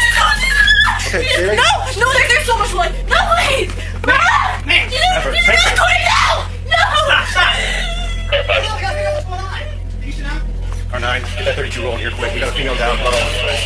I just want you to scratch around the scene. Take her outside. No, she's blood all around. Secure the scene. She looks like a 22. She looks like she's been knocked for a while. There's blood all over the place. There's a knife by her head and stuff like that, and there's a huge pool of blood. No, I think she just walked in on it. There's a broken window in the back. So if you can just put up some crime scene tape. As soon as AFD gets here, they're going to pronounce her, I'm sure. Once the officers got inside the house, they saw just how tragic the scene was. And based on the blood alone, it was clear that Brenda Powell had been viciously attacked. Not only that, it seemed that Sydney was distraught, but as the investigation continued, the truth would come to light. Take her outside. Come on.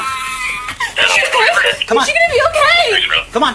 You just need to cooperate with me, all right? Oh, my dad. What happened? What's going on? What's going on? We heard a bang, and she told me to get out. And then I heard screaming, so I came back, and she was on the ground. Okay, you heard a I ran bang. out back. There was a bang, someone broken. Okay. Appreciate you breaking.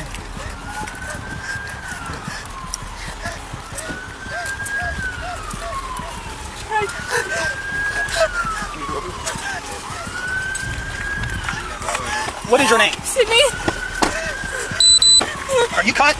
I don't think so. Yeah, you're cut somewhere. I don't think so. Yeah, your hand. No, I was helping her. I grabbed her. All right, stop. I tell you what, can you sit on the ground here real quick? Come on. Come on. Sit the ground. Yeah, you're fine right there. No. You're fine right there. I grabbed the knife. While being escorted outside, Sydney tried to explain things to the officers by telling them that her mom told her to get out of the house after they heard a bang. She then said that someone broke in, and when asked about the cut on her hand, tells police that she grabbed the knife while helping her mom. Moments later, Sydney's dad, Steve Powell, arrived at the scene. What's going on? I don't know. We just got The dad, Okay, Sydney. I don't know. I don't know. Daddy! What the hell? Where's my wife? The window's broken, Dad! Where? The back window's broken in! So you're gonna have to Daddy! inside there? So I don't know! There was so much leave the blood! house, okay? She's got a minor cut.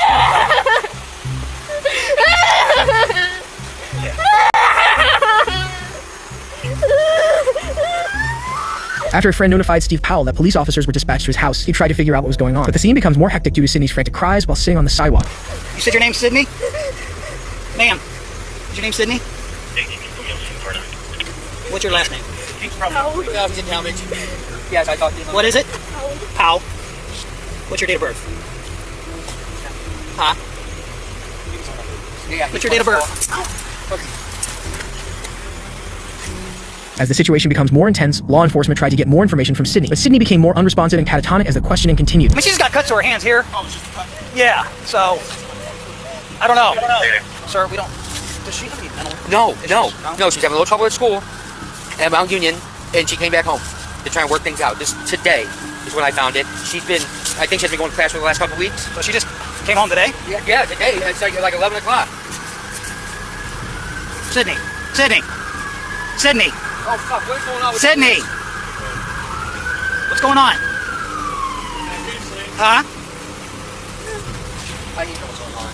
You don't know yet. Her father, on the other hand, had a lot to say, and when the officers begin questioning him, information comes to light that paints a more detailed picture of Sydney and her relationship with her parents. Information that later became vital in building a case against Sydney. The officer then turned his attention to Steve Powell, who revealed that Sydney was having trouble at school and wasn't going to class for a few weeks, but she came back home to work things out. Investigators later pieced together that Sydney had been unenrolled from the University of Mount Union after failing 3 classes. She tried to pretend like things were normal and kept the secret from her parents. And after further investigation of the crime scene, police concluded that Sydney attacked her mother with an iron skillet and staged the scene to look like a break-in. Once they come to this conclusion, investigators have the difficult job of delivering the heartbreaking news to Steve Powell. His daughter is a killer. I don't think someone broke into the house. I don't know if your wife and daughter got into an argument at this point. The window was broken, but there's no forced entry into the house. The window was broken, and nobody actually came through that window. Did your wife and daughter ever have like reheat? No. Arguments in it? No. It's not possible. Clearly, they think Sydney did this. How about you? She's on here forever? She's dead. During the trial, the defense suggested Sydney's actions were because of a severe psychotic episode. However, after 9 days of deliberation, Sydney Powell was found guilty of purposeful murder, felony murder, felonious assault, and tampering with evidence. She was sentenced to life in prison with the possibility of parole. This suspect tried to stage a scene to get away with murder. But what happens when a suspect tries to literally throw someone away? On January 7th, 2022, 3 individuals were dumpster diving outside of a mall when they heard the sounds of crying, and after further digging, discovered a newborn baby with its umbilical cord still attached inside the dumpster. Once the discovery was made, the rescuers made a 911 call to report the newborn's whereabouts. 911, where's your emergency? We just found the baby in the trash. Is it breathing? Yes, ma'am. He still got his umbilical cord. He's whimpering. He was not crying, actually. After receiving the call, law enforcement arrived on the scene to investigate. Where's the baby? Keep warm. Keep him covered up. Keep warm. Do you know whose baby it is? Is it your baby? No. April, is it your baby? No. It's not. Okay. Oh my God. Once the ambulance arrived and took the newborn to safety, the officers continued their investigation. And after questioning witnesses, it didn't take long for them to find security footage that showed 18-year-old Alexis Avila's actions, moment by moment.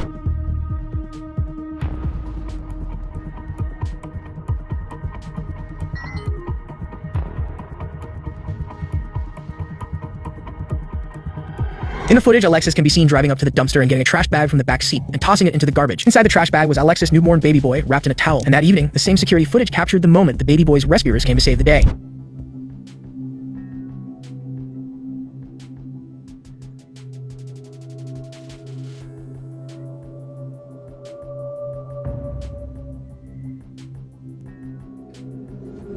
The footage captured the moment the dumpster divers retrieved the trash bag from the garbage, initially thinking the cries they heard come from it were from an animal. But as they investigate further, they discover the horrible truth.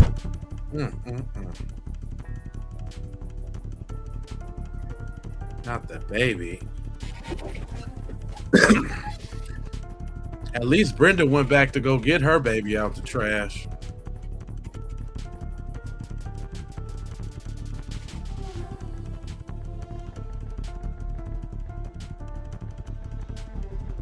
The Good Samaritans can then be seen pulling the baby from the trash bag and immediately calling the cops for help. And after finding the security footage, police officers were easily able to track down Alexis' home. Hello, how's it going, man? We have some questions involving this vehicle. Is this your vehicle? Yeah. Okay, do you drive it daily? Your daughter does?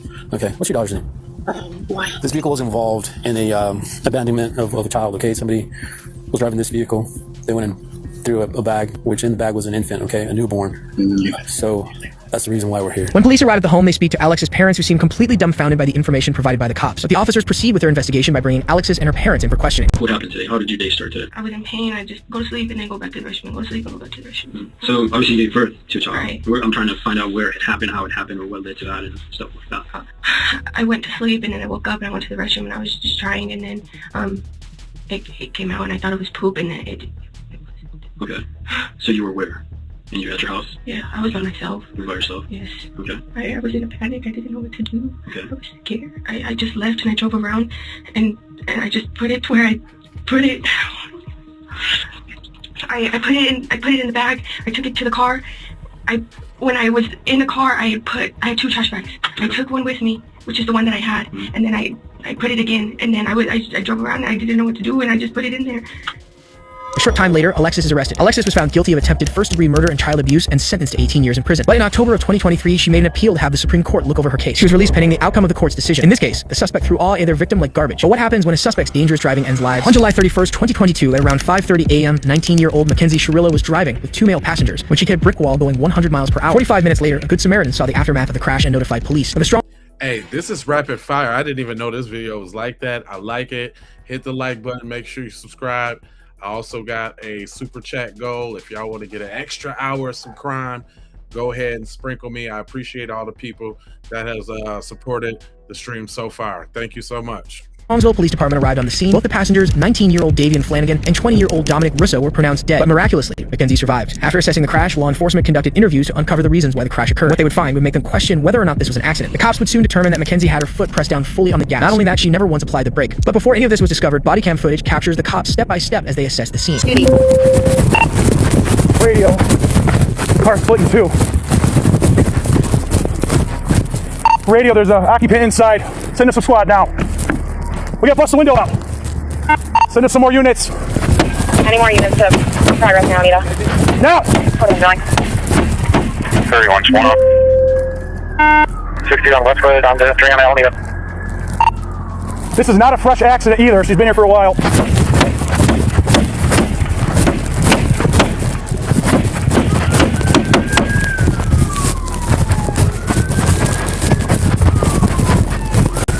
Radio, we got at least 2 occupants in here. No one's moving. Oh my God. Oh my God. Times 3, guys. Radio, 3 occupants. No one's conscious. No one's breathing. Bust that window out. Rookie. Oh my God, dude. Who can hear my voice? Driver's radio. The driver is breathing unconscious. The officers struggle to get inside the vehicle, but can tell that the occupants are in serious danger. One officer even notes that the driver is breathing but unconscious. Eventually, the officers are able to get inside the vehicle, and that's when the severity of the accident really begins to sink in. Did you try to pocket to them? All right. Okay. And he's Jesus Christ. This is the worst I've ever seen. I'm probably gonna send help. There's nothing we can do right now, guys, other than hope fire hurries up. That's it. After being rescued from the wreck, Mackenzie was airlifted to the nearest hospital. There, law enforcement spoke to Mackenzie's parents to tell them the news no parent wants to hear. What'd they tell you? Nothing. Okay, she was life flighted here. Yeah, I wouldn't know that. Okay. No. So you want to sit down? Wait, say this. Progress Alameda, car into a building. 2 are deceased in the vehicle. 2 daughters driving. Who died? I don't know whether, because one that we don't know, his name's Jacob. Does anyone know Jacob? No, stop. Let him talk. Guys, stop. I know, we're dealing with this. Your daughter's okay. She's talking to us. I talked to her. Okay? Your daughter's alive. Okay? Your daughter's alive. She was driving. Okay? I think what's the name you said? Might be. Oh my God. Stop. What's his relation to you? Okay. Yeah, the Dom was in the car. Stop. Oh my God. Are you kidding me? Ma'am, What? That's where we're at right now. She say what happened? What? It's right now, it's an ongoing investigation. Speed is definitely a factor. So are drugs. Oh my God. So do you guys know anyone named Jacob? Anyone? Yeah. I don't know. I've heard the name before. Full transparency here. There's drugs in the car. She had a bag of mushrooms on her and a scale. Full transparency, guys. I'm sorry, I'm ripping the band-aid off. Okay. Drugs in the car. It's a mess. She was driving, one in the back seat, and Jacob was in the front. Davion in the back. Awake, but not awake. In and out of consciousness. She was fully extracted from the vehicle. 550. I know she has a severe leg injury. Like I said, she was speaking. She was speaking, okay? And she had her seatbelt on. Police officers explained the incident to Mackenzie's parents, saying that she had in the car. Luckily for her, she was wearing a seatbelt, which certainly saved her life. The passengers, Mackenzie's boyfriend and his friend, weren't so lucky. The officers would soon have to break that terrible news to their parents as well. Go ahead, take a seat. So, You know what the time it happened? no, we don't. Right now, it's so early in the investigation that we don't know. What we do know 100% is somebody called it in. Somebody passing by called it in at around 6:15, 6:30. Called in, what, the car was just fast somewhere? Yeah. So what it appears that happened is they were going westbound on Progress from Pearl Road, and they went Right here in Strongsville? in Strongsville. That business that's right on Alameda, right where Progress ends. That's dead ends right there. They hit that building. They hit the sign out front, and then they hit the building. Were they fall asleep at the wheel or something? We don't know that. We don't know that. So 2 kids are dead, my son's dead, another kid's dead, Go and the ahead. girl's in the hospital? She's in surgery right now. Oh my God, Hercules? I didn't copy. I'm sorry, hang on just one moment. Okay. I mean, and a number of friends or anybody that you might want us to call on your behalf. No. This is a fucking nightmare. Yes. Absolutely. That was, what do you think, Space? Somebody called in at 6:30 in the morning? 6:15, 6:30, yeah. Came upon it passing it by. Yeah. Oh my gosh. She was in her car? It was in Mackenzie's car, yeah. Yeah. Oh my gosh. And then she didn't make it, you guys don't know? Right now we don't know. She's in surgery right now, so we don't know. Oh my gosh.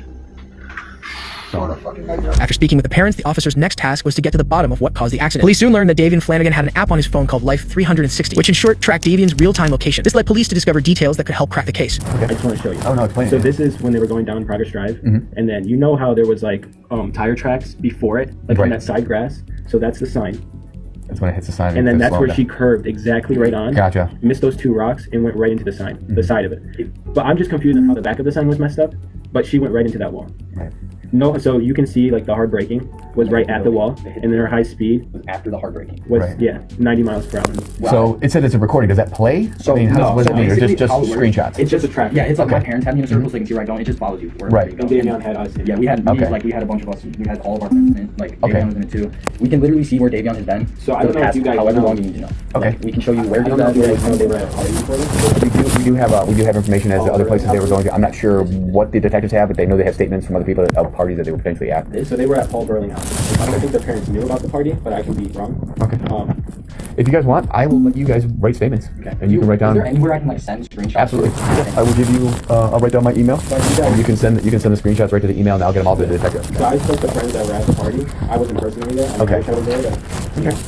Okay. Any information you have that can help us out to help try and sort out and get a better understanding of what happened is helpful. Yeah. So I'm gonna give you my email. But there was the fact that they might have been on psychedelics. Okay. So Kenzie was the driver, and they said that she took a nap.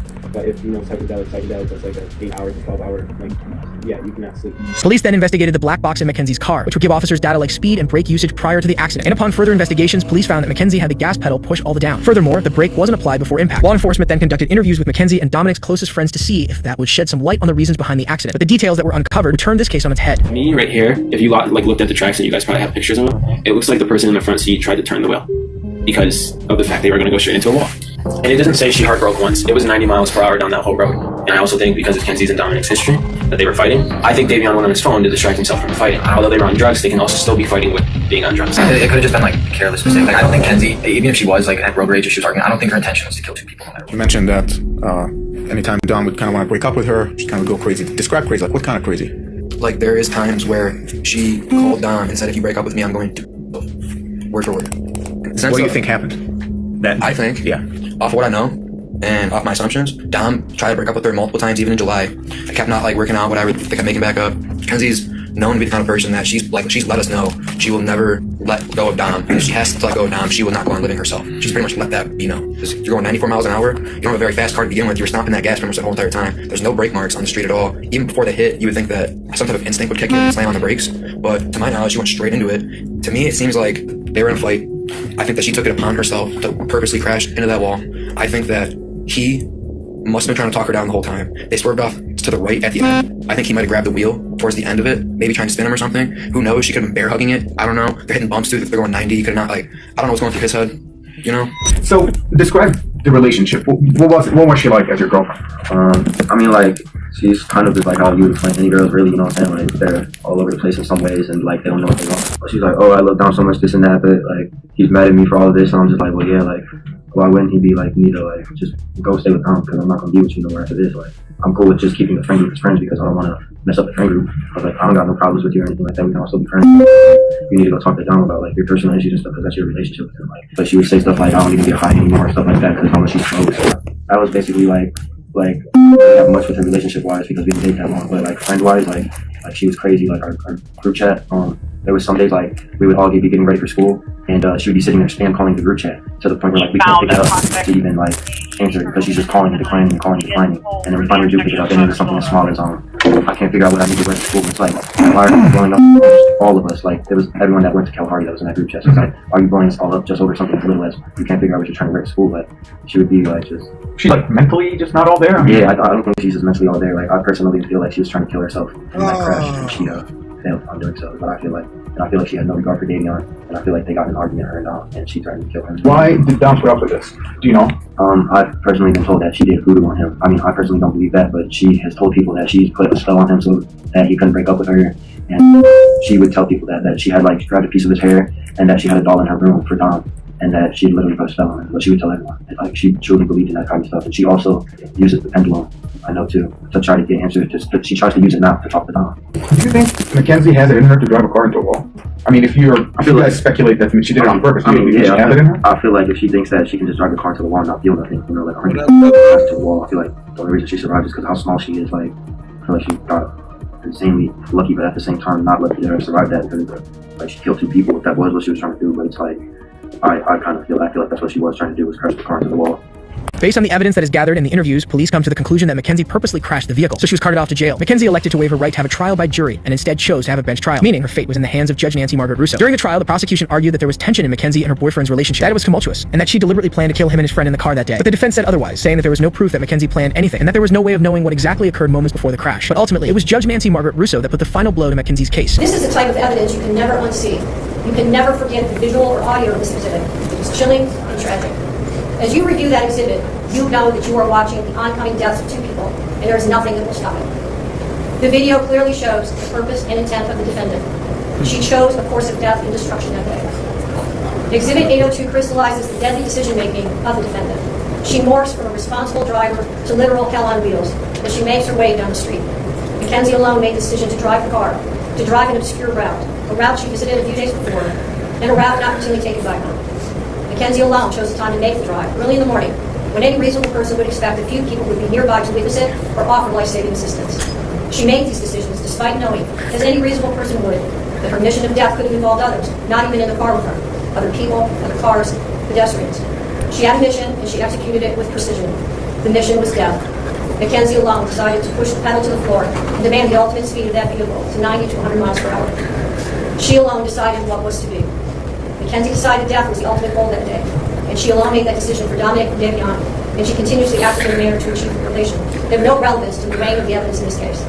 The totality of the evidence clearly demonstrates Mackenzie Sherlock acted purposely and intentionally in the early morning hours of July 31st, 2022, and her purpose was to kill Dominic Russo and Davion Flandin. No reasonable fact finder could view the totality of this evidence in this case and come to any other conclusion.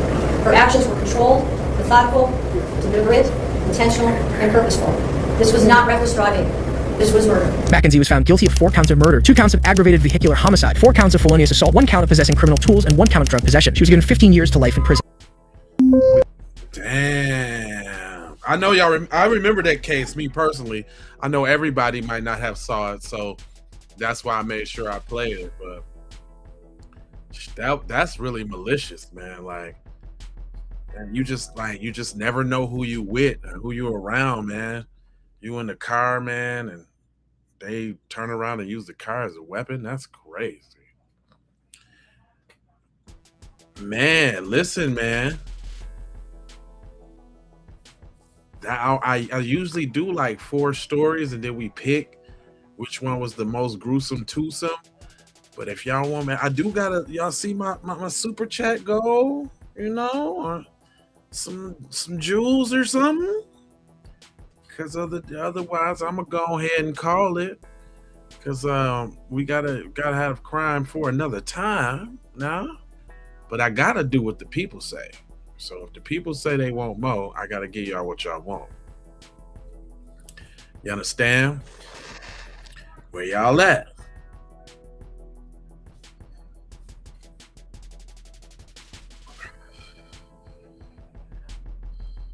And then, you know, if not, y'all can go back and thank you. What is that? What does it say? YouTube addict. That's fitting. I like that. Well, welcome to the channel, bros. I appreciate you. You know. Hey. Got that. That's the crime music right there, y'all.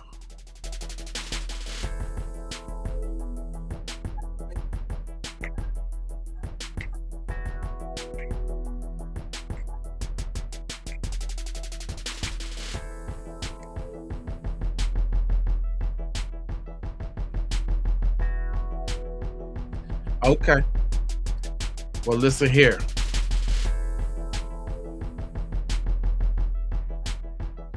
I ain't gonna hold y'all.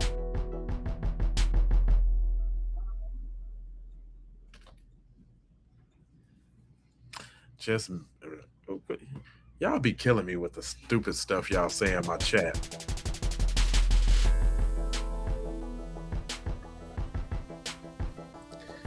How could there be misinformation? Oh, here. How could there be misinformation on this particular post and we watching crime stories? What did you see? Who said that? Let me see who said that. Who said that? Becky Bebop just reported you to YouTube for misinformation, scumbag. Really? That's how you feel, Becky, on a Saturday night? Damn, Becky. Alright, I ain't gonna hold y'all, but I'm emoji, Folger, and scold you about being on code. And you know I got 4 words for you. I need you to go ahead and subscribe for the vibes, like for the spike in the algorithm, comment your vomit, share if you care about getting crime everywhere. Please do that on the platforms that you own, Joan. And just to bring it on home, let me look y'all square in your retinas. Love, peace, blessings, and aloha. I'm out the doha for Shoha. You already